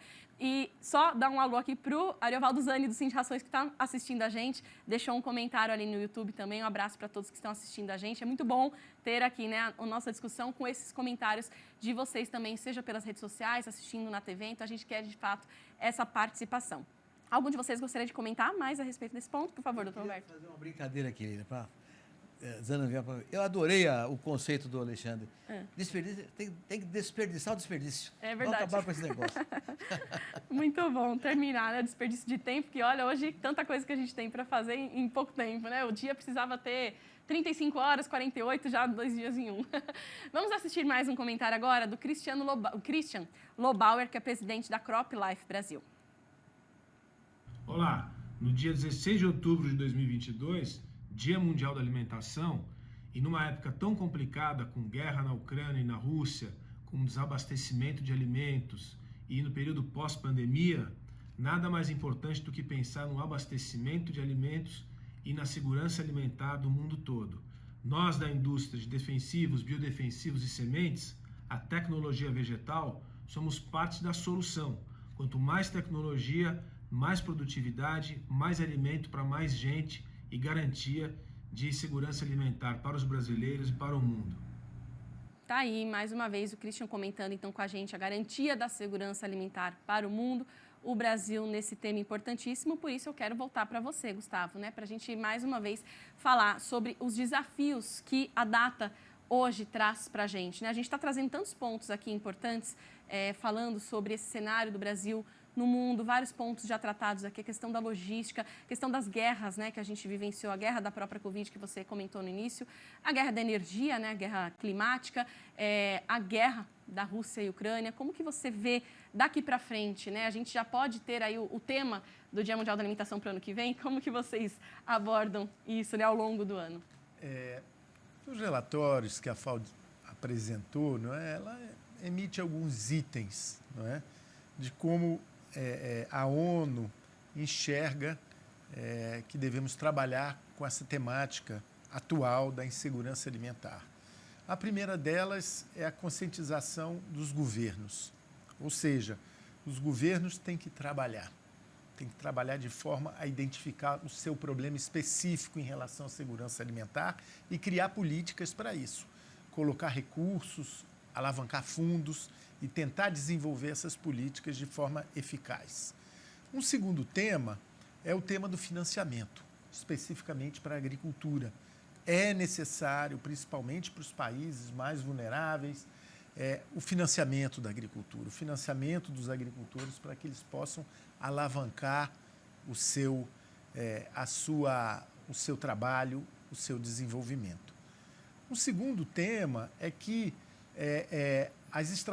o terceiro tema é que as estratégias dos governos têm que ser estratégias não assodadas, não é? Teve um problema, eu tento resolver, mas tem que serem estratégias que sejam estratégias para o futuro e estratégias que sejam bem pensadas e desenvolvidas. E o quarto tema, e que nós não podemos deixar de colocar, é uma parte da solução do problema, que é o setor privado. Ou seja, o setor privado tem que estar integrado nessa solução, com as suas formas de trabalho, com as suas formas de identificar o seu problema e trabalhar de uma forma em que se pense, o que a gente mais falou aqui, na agricultura sustentável, no tema de sustentabilidade, descarbonização, tecnologicamente envolver, não é, o seu trabalho de forma tecnológica e se envolver nessa luta contra a fome. Tá aí, eu não posso deixar de passar para o Dr. Roberto Rodrigues fazer um comentário, né, como o Gustavo falou, das estratégias dos governos, algo planejado, algo estruturado, e a gente está vivenciando aí um momento desafiador envolvendo as eleições aqui no Brasil, né, essa definição do próximo dia 30 de outubro que nós teremos. Qual o papel dos governantes, Dr. Roberto, né, como que o senhor acha que cada governante, independentemente, né, do que a gente vai ter a partir do resultado do dia 30 de outubro, deve pensar para que a gente consiga, mais uma vez, sair do mapa da fome? A última coisa que eu queria falar é de política, Lília, mas já que você provocou, eu também não vou fugir dessa conversa, não. Mas só queria complementar um pouco o que o Gustavo disse com muita propriedade, que é o tema do setor privado, do crédito privado, cooperativa de crédito, né? O programa de crédito brasileiro é muito recente, dependendo de 88, né? Quando há um artigo no Código Econômico da Constituição que dá às cooperativas de crédito isonomia no sistema financeiro. Aí conseguimos fazer os bancos cooperativos e hoje já respondem por 20% do crédito rural, crescendo, né? Então, isso é bem a questão da integração. Uma política pública que permitiu o setor privado. E aí a tua resposta está nisso. O papel do governo é estabelecer as regras. Dar as regras, definir a estratégia. E o setor privado tem que fazer essa coisa acontecer, né? Então, acho que é por aí que as coisas têm que caminhar. Em relação ao futuro governante, olha, o agronegócio brasileiro já representa 27% do PIB. Gera 20% dos empregos do país. Responde pelo saldo comercial há muitos anos. Não fosse o agro, era deficitário, tinha que queimar nossas reservas em dólar. Então, o agronegócio hoje, a atividade produtiva no campo e na cadeia produtiva, ela é muito importante para que qualquer governo despreze esse setor. Então, eu não acredito que nenhum governo, qualquer que seja o eleito, nem no parlamento, nem em nenhum lugar, nem dos estados, vai desprezar o agro, porque o agro é a alavanca do país, indiscutivelmente falando. Quem não parou na pandemia? O agro, né? O resto parou. Desemprego o agro não só não desempregou, como empregou, trazendo jovem na área de digitalização, etc. Então, é um setor tão relevante que dificilmente vai ser desprezado por qualquer governante aí pela frente. No entanto, há um desafio colocado ao Brasil pela própria FAO, pela ONU e pelo mundo acadêmico, que é o seguinte: a oferta mundial de comida precisa crescer 20% em 10 anos para que ninguém passe fome no mundo. E para isso acontecer, nós temos que crescer o dobro, mais de 35%. Então, tem um desafio para nós que implica uma estratégia. Não é só não tratar mal a agricultura, é tratar bem o setor do agronegócio. E aí tem certas questões que são relevantes. Por exemplo, é preciso garantir que as exportações sejam competitivas. Então, aí a gente fala, não, vamos tributar exportação com a Argentina. Quebrou a Argentina, né? Vai tributar.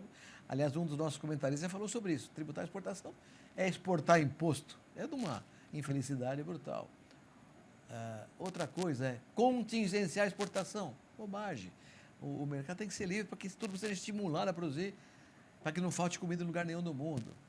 Outra coisa, desmatamento, ilegalidade. Desmatamento ilegal não pode. Incêndio criminoso não pode. Invasão de terra não pode. O que é ilegal tem que acabar. O que é ilegal, né? Isso é um problema do Estado brasileiro, só do governo federal, estadual, municipal. O setor privado também tem que participar desse processo.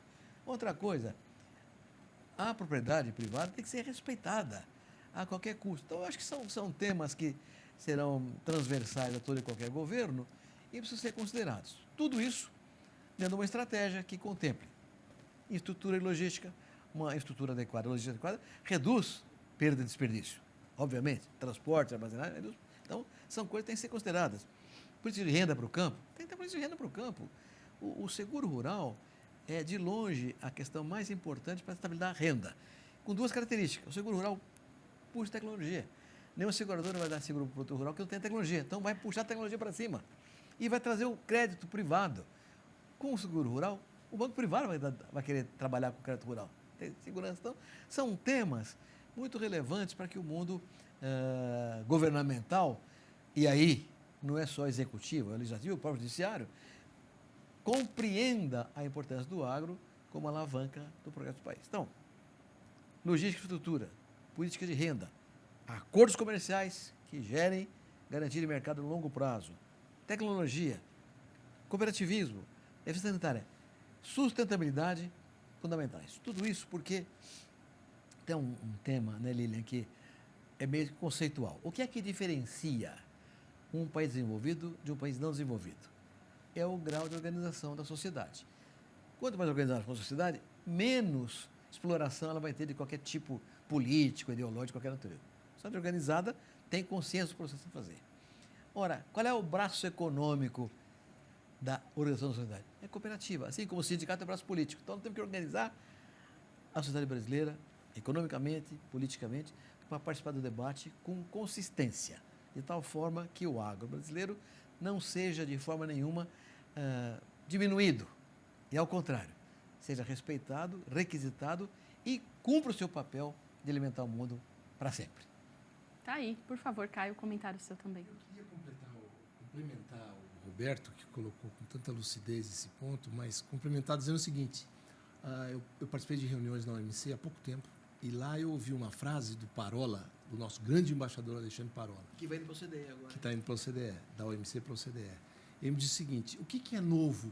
Tanta mudança, o que é novo nesse mundo? É a volta do velho. O que é o velho? É o Estado-nação. A sua pergunta sobre eleição e sobre países traz à tona esse tema. A gente tem que estar preparado para o Brasil como Estado, como nação, para defender os seus interesses, para integrar a sua população, integrar as regiões, e nessa lógica da chamada reglobalização que a gente está vivendo, né? Essa reglobalização pode trazer uma porção de coisas novas, mas a essência é que a gente tenha políticas que nos defendam internamente dessa bagunça que naturalmente acontece em momentos assim, de guerra. Quer dizer, se você olhar uma frase muito antiga do Churchill, ele dizia: o mundo está, de alguma forma, meio adormecido no pós-guerra, mas isso não significa que as guerras não voltarão. Porque o mundo foi criado com essa sina, de alguma forma, assassina de países em relação a outros. A gente está vivendo isso de novo. Então, esse movimento traz de volta a necessidade de políticas públicas, de integração público-privada e de governos que entendam que é fundamental atender a sua população, os seus interesses, e que, portanto, tenham um belo diagnóstico da sua realidade e proponham políticas coerentes. Tá aí, perfeito. Caio, queria um comentário seu também, Alexandre, a respeito disso tudo que a gente está conversando, né? Iniciando aí pelo que o Gustavo já tinha falado, dessas estratégias que os governos têm de ter, né, para que a gente consiga ter também cada vez um fortalecimento maior na questão de alimentação. Eu queria um comentário seu a respeito. Eu queria aqui defender os investimentos em ciência e tecnologia, porque são investimentos para o Estado brasileiro, para o povo brasileiro. E do mundo, né? E do mundo, sim. Puxando aqui para a nossa situação, independente do governo, tudo que nós alcançamos na agropecuária brasileira é fruto de vários governos, mas é uma conquista do Estado brasileiro. Então, nós, lógico, a gente sabe que a gente tem demandas de segurança, demandas de saúde, demandas de educação, mas também temos demanda de ciência e tecnologia para garantir essa nossa desenvoltura na agricultura. Então, os investimentos públicos que a gente recebeu, que a pesquisa agropecuária brasileira recebeu nos últimos 20 anos, elas transcendem governos, são investimentos para o Estado brasileiro, e eu queria fazer aqui essa defesa desse resgate aos investimentos em ciência e tecnologia, para que a gente possa, daqui 20 anos, olhar hoje e dizer, olha, realmente a gente avançou por mais 20 anos com financiamento para as novas soluções, para problemas que a gente às vezes nem imagina que enfrentaremos no futuro. Mas sem o investimento em ciência e tecnologia, a gente fica um pouco a pé nessa prevenção. Muito bem. Vamos ouvir agora o Ricardo Ribeiral, que é presidente do Sind Rações, e ele fala, olha que dado interessante, né? Eu já assistindo o vídeo dele anteriormente aqui, nós representamos 3% da população mundial, mas alimentamos 12% da população mundial. Vamos ver o que ele diz.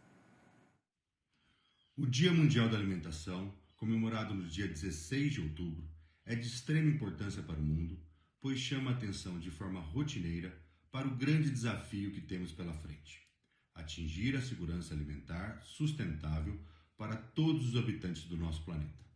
Como membro das Nações Unidas, o Brasil está fazendo seu papel para ajudar nesse importante desafio.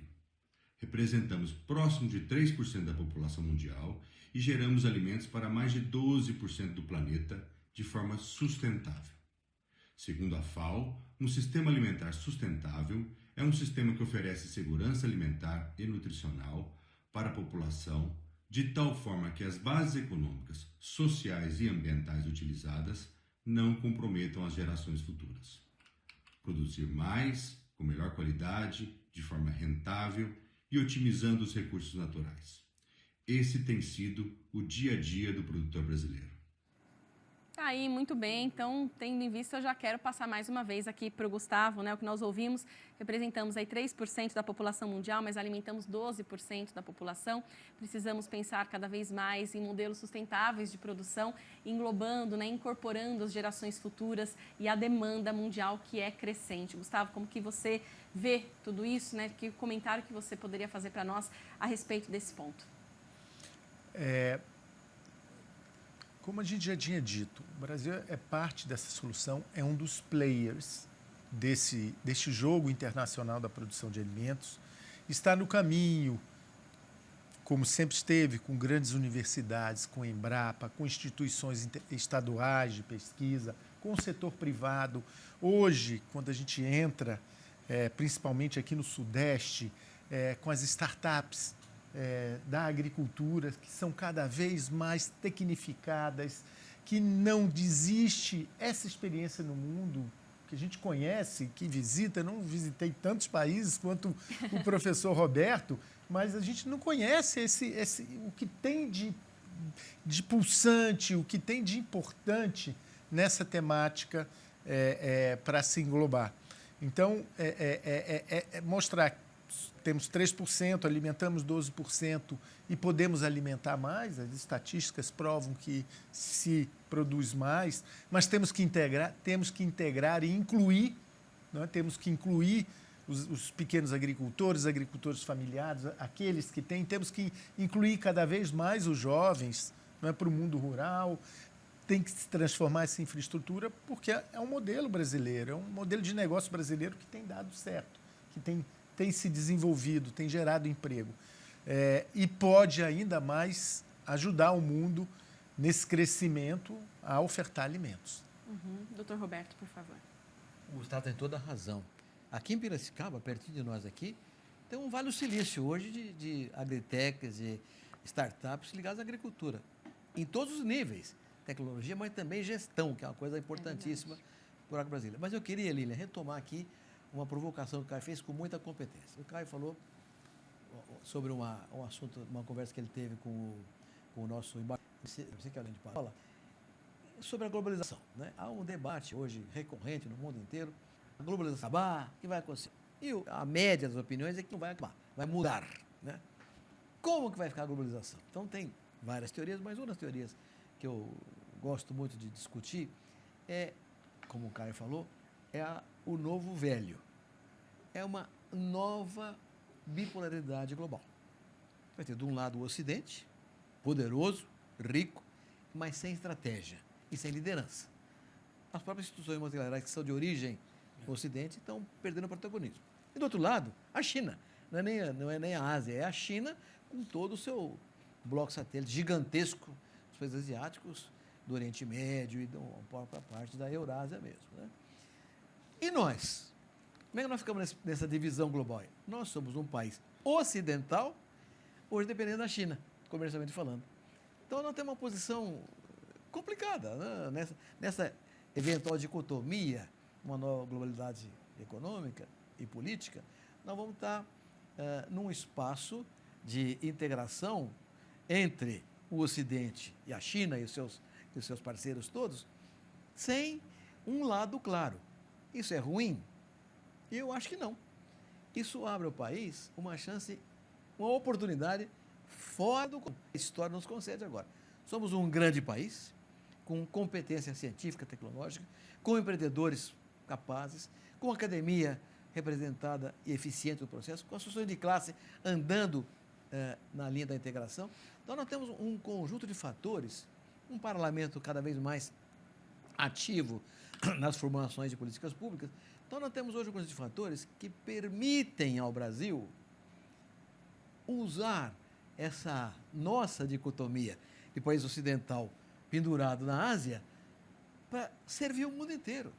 Nós somos grandes, nós não podemos ser desprezados por ninguém, né? Só que isso não está dado. Nós devemos conquistar essa posição crescente de servir ao mundo inteiro na questão da potência alimentar, da potência ambiental e da potência climática também, né? Não temos uma condição espetacular dada por essa nova condição bipolar do planeta, se é que ela vai acontecer. Então, vai depender da nossa capacidade de transformar essa oportunidade numa prática real, dando ao país aquilo que ele tem escrito nas estrelas, o campeão mundial da segurança alimentar e, portanto, da paz, porque não há paz não houver fome. Tá aí, muito bom, doutor Roberto. Muito bom. Caio, qual a estratégia da BAG, né? Representando aqui como um guarda-chuva de várias empresas do agro também, qual a estratégia que vocês visualizam, né, para 2023? A gente está chegando aí no final do ano, tendo em base tudo isso que o doutor Roberto falou e que você mesmo já tinha falado antes.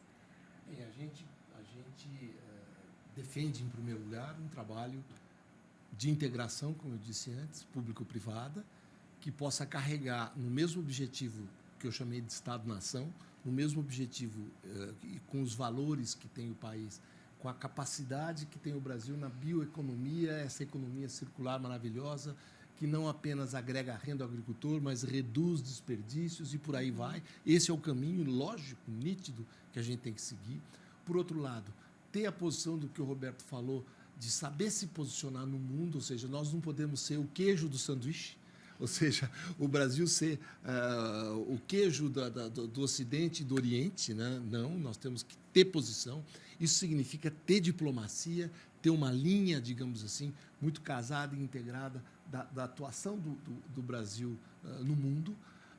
E, além de tudo, quando a gente analisa, só para dar um exemplo muito nítido, se você olhar no mundo, países que têm mais de 1 trilhão digamos assim, de produto bruto anual, que tem mais de 100 milhões de habitantes, um país que tem, digamos assim, uma condição de área e de expansão de agricultura e de ganhos de produtividade. A gente coloca esses países no mundo, os grandões, sobra nessa lista, no interior dessas 3 bolas que eu falei, sobra o Brasil, a Rússia, a Índia, a China e os Estados Unidos. Então, o Brasil está fadado a ser importante, mesmo que eventualmente muita gente não queira. O Brasil está definido como importante, mesmo que alguém ainda não se apercebeu disso. Então, é isso que a gente tem que fazer, ocupar o nosso espaço de importância no mundo. Tá aí, eu acho que é isso que a ONU espera de nós, né, Gustavo, também, para que a gente consiga atender tudo isso que a ONU prega, né, para que a gente consiga ter acessibilidade a todos. Claro, o Brasil tem não só a agricultura, mas ele tem boas práticas a serem levadas. E temos que, nesse ponto agora, voltando ao início do nosso diálogo, trazer o seguinte: o mundo tem fome. Nós estamos vivendo uma crise, uma tempestade perfeita em vários setores. Cada vez mais, pequenos problemas, pequenos desastres são mais difíceis de serem recuperados, levam mais tempo, se transformam em crises. Não é? E o que nós temos aqui é boas práticas a serem levadas para o mundo, bons exemplos, trabalho de qualidade. E isso a FAO utiliza muito do Brasil, na sua cooperação Sul-Sul, no seu trabalho. E queremos agora passar para uma segunda fase, que é aquela, olha, temos que trazer essas mesas de diálogo dentro da plataforma em que foi estabelecida aqui pelo professor Roberto, em que coloca, nós temos que ter a base para discutir essas mesas de diálogo, nós temos que ter o conhecimento, nós temos que saber como dialogar. Mas nós temos isso, essa facilidade das Nações Unidas. Tem muitos problemas, mas uma das coisas é ajudar nesse diálogo e contribuir, nesse momento tão difícil, a restabelecer ou a evoluir, não é? Para um momento em que a gente possa jogar um pouco a bola para frente e para o futuro. Tá aí, muito bem. Alexandre, quer compartilhar mais alguma questão nesse sentido também? Eu estou refletindo aqui sobre esse diálogo público-privado, né? E é um aprendizado também para as empresas públicas, como a Embrapa. A gente tem aberto mais oportunidades para a interação com o público-privado e temos exemplos de sucesso interessantes, como o Cindy Rações, que acabou de dar o depoimento aí, o Ricardo, o Ariovaldo participando no YouTube. Graças a essa parceria com a Biov, com a Associação Brasileira de Proteína Animal, a gente fez um estudo para determinar a métrica de soja, pegada de carbono de soja no Brasil, que a gente sabe que é muito diferente, né, da soja. Ou melhor, a gente tem indicadores internacionais dizendo que a nossa soja é pior. Mas em que base, em que métrica, né? E graças a essa associação público-privada a gente trouxe novos dados, né? Um trabalho muito importante da Embrapa Meio Ambiente, estudos sérios, conduzidos há muito tempo, trouxeram uma nova luz sobre esse tema. E eu acho que esse é um exemplo pontual, né, de uma parceria público-privada da Embrapa com associações, mas que tem um reflexo muito grande na cadeia. Então, o ambiente externo, nossos clientes vão olhar diferente para o nosso produto porque nós temos argumentos, temos métricas mais adequadas para o sistema de produção brasileiro. E então isso é um exemplo pontual que acho que é importante destacar aqui também. Perfeito, obrigada. A gente vai acompanhar agora o depoimento da diretora executiva do Sindiveg, que é o Sindicato Nacional da Indústria de Produtos para a Defesa Vegetal, a Eliane Kay. Acompanhe. Estamos aqui hoje para falar sobre o Dia Mundial da Alimentação, comemorado em 16 de outubro. E a escolha desse dia se deu porque foi nessa data, em 1945, que foi criada a Organização das Nações Unidas para a Alimentação e Agricultura, mais conhecida por sua sigla em inglês, FAO. As celebrações em homenagem ao Dia Mundial da Alimentação acontecem desde 1981, e ano após ano temos observado que crescem as iniciativas nesse sentido, aumentando a conscientização da população sobre o tema. Mas por que falar de defensivos agrícolas e dizer que ele é considerado essencial para a cadeia de produção de alimentos? Muitas pessoas não sabem, mas são os defensivos agrícolas que protegem a plantação contra as pragas e doenças tão comuns na agricultura, em especial quando o cultivo é feito em clima tropical, como é o caso do Brasil. Neste Dia Mundial da Alimentação, queremos renovar o compromisso da indústria de insumos em investimento contínuo na pesquisa e no desenvolvimento de produtos mais modernos e seguros que ajudem o produtor rural brasileiro a vencer a luta contra os desafios fitossanitários. Assim, o agricultor aumenta a produtividade e competitividade no fornecimento de alimentos seguros e de qualidade, tanto para abastecer o mercado interno quanto para alimentar a população mundial. Aí, muito bem, ouvimos então o depoimento da diretora executiva do Sindiveg, a Eliane Kay, eu falei Eliane, A Elaine também participando aqui conosco. Muito obrigada, Elaine. E ela fala, né, justamente sobre a proteção de pragas e doenças, principalmente em um clima tropical que vivenciamos. Então, a gente precisa cada vez mais de produtos e que o setor da indústria de insumos está fortalecida e engajada para trazer cada vez mais também produtos eficientes para o mercado. E isso é fundamental, né, para que a gente consiga ter uma agricultura cada vez mais fortalecida, com o solo também cada vez mais fortalecido. A gente tem uns 10 minutos finais aqui do nosso programa, o Fórum Terra Viva, sobre o Dia Mundial da Alimentação. Então, eu queria ouvir de cada um de vocês a mensagem final sobre a importância, né, mais uma vez, de refletirmos sobre essa data, de vermos o papel do Brasil no combate à fome no mundo, essa conscientização de que precisamos de cada vez mais alimentos na mesa de todos. Então, para a gente concluir, eu quero passar primeiro para você, Alexandre, a importância, mais uma vez, né, da ciência, da pesquisa, para a gente atingir esse objetivo. Bom, primeiro agradecer em nome da Embrapa a participação e parabéns ao Terra Viva pelo dia, pelo fórum. Foi um privilégio compartilhar esse momento com professores aqui. Eu gostaria de trazer uma mensagem final da importância da transferência de tecnologia, porque a gente falou muito de ciência, a gente falou muito de cooperativismo, de empresa, de sustentabilidade, de inovação, mas a gente precisa dessa ponte da transferência de tecnologia. Então, cada um dentro do seu papel, a transferência de tecnologia também é uma parceria, ela pode ser pública, ela pode ser privada, ela pode ser integrada, mas ela tem esse papel fundamental de levar esse conhecimento mais adequado àquele sistema de produção, considerando a aptidão da terra, considerando até a habilidade do produtor em adotar aquela tecnologia ou não. Então, customizar a transferência de tecnologia de conhecimento para aquele produtor, para que também a transferência tenha eficiência e busque contribuir para a sustentabilidade do sistema de produção. Isso, o cooperativismo, por exemplo, tem uma ferramenta fortíssima para a gente alcançar isso. Muito obrigado. Perfeito. Nós que agradecemos. Alexandre e Dr. Roberto, por favor, a sua mensagem. Ô, Lilian, bom, eu também agradeço, como Alexandre, a oportunidade de conversar com vocês todos aqui e quero cumprimentar, em primeiro lugar, Terra Viva por organizar esse fórum. Segundo, as entidades de classe, sob a moderação do Caio aqui, que participaram do processo. Mas principalmente a FAO, por manter essa tradição de celebrar um dia tão relevante para o mundo, como é o Dia Mundial da Alimentação. E aqui eu queria fazer um comentário sobre a questão das organizações multilaterais como a FAO, a OMC, etc.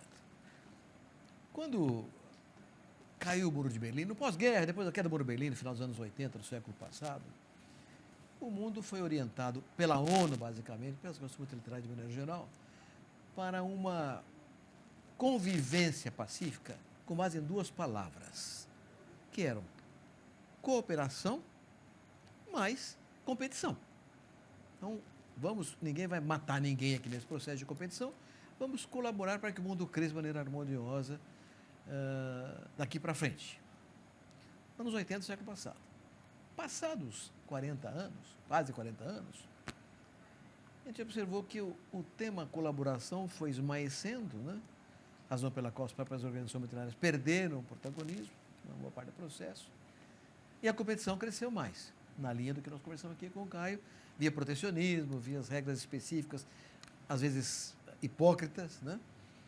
Então, a verdade é que a competição tomou conta do processo de desenvolvimento do mundo e numa disputa de poder. Não é uma coisa competir para ganhar mais dinheiro. Disputa de poder. Né? Então, eu considero muito importante o papel da FAO, por exemplo, como estamos verificando aqui hoje com todos vocês, nesse processo, que está nos ouvindo, inclusive.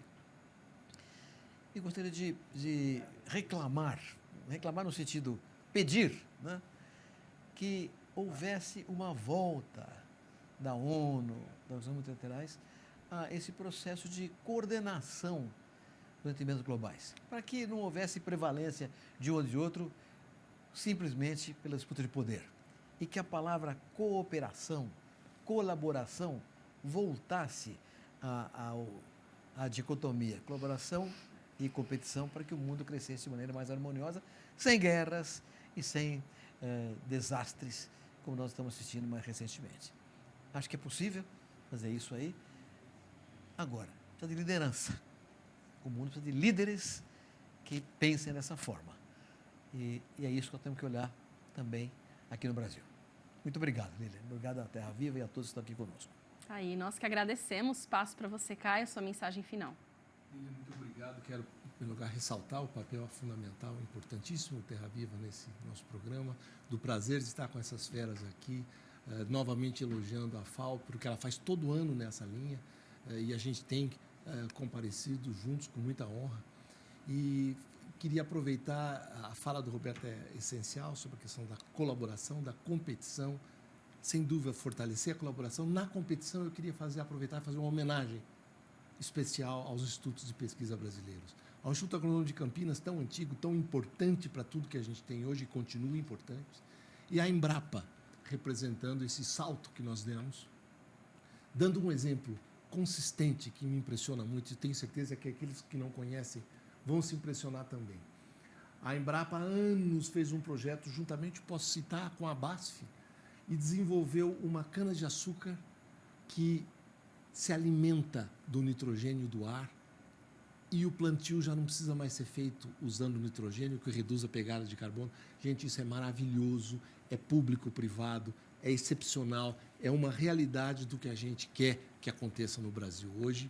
A cana-de-açúcar, literalmente, como a soja, como as leguminosas, pega o nitrogênio do ar e transforma em produção, sem as emissões, digamos, de gás metano, eventuais que se faz hoje quando se utiliza adubo nitrogenado.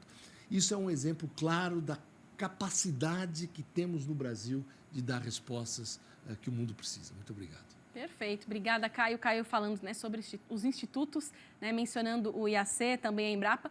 E eu estendo aí também os cumprimentos para as EMATERES, né, que trazem também um grande trabalho, fazem um grande trabalho de extensão rural. A gente falou tanto aqui da agricultura familiar ser fortalecida, e esse trabalho também é importantíssimo, né, essa integração que é levada através da nossa equipe técnica também para os produtores rurais. E aí eu passo finalmente para você, Gustavo, né, representando aqui a FAO, tão importante para o nosso mundo, né, de acordo com tudo isso que foi falado aqui, a sua mensagem final também para quem está assistindo. Muito obrigado. Eu gostaria primeiro de agradecer a Terra Viva por essa importante parceria, a ABAG junto, que nos convidou, importante parceria para o Dia Mundial da Alimentação, de um tema tão importante. Agradecer aqui essa mesa com o Alexandre, com o meu professor Roberto, que eu me sinto muito honrado de estar aqui nesse evento. E eu vou chamar a atenção para voltar um pouco e ser muito rápido no que eu vou dizer. O mundo tem fome, ainda tem fome.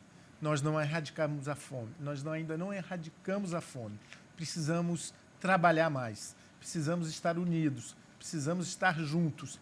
Tanto os agricultores e agricultoras que nos escutam, como o público em geral. Precisamos ter consciência, precisamos melhorar o nosso mundo. E eu gostaria de terminar com um tema que o nosso diretor-geral atual é chinês. E ele trouxe um tema e ele disse, olha, o marco estratégico da FAO são os ODS. Então tem o ODS 1, que é a erradicação da pobreza, então trabalhamos para a erradicação da pobreza rural, o ODS 2, a erradicação da fome e outros temas. Mas nós temos 4 grandes objetivos a seguir.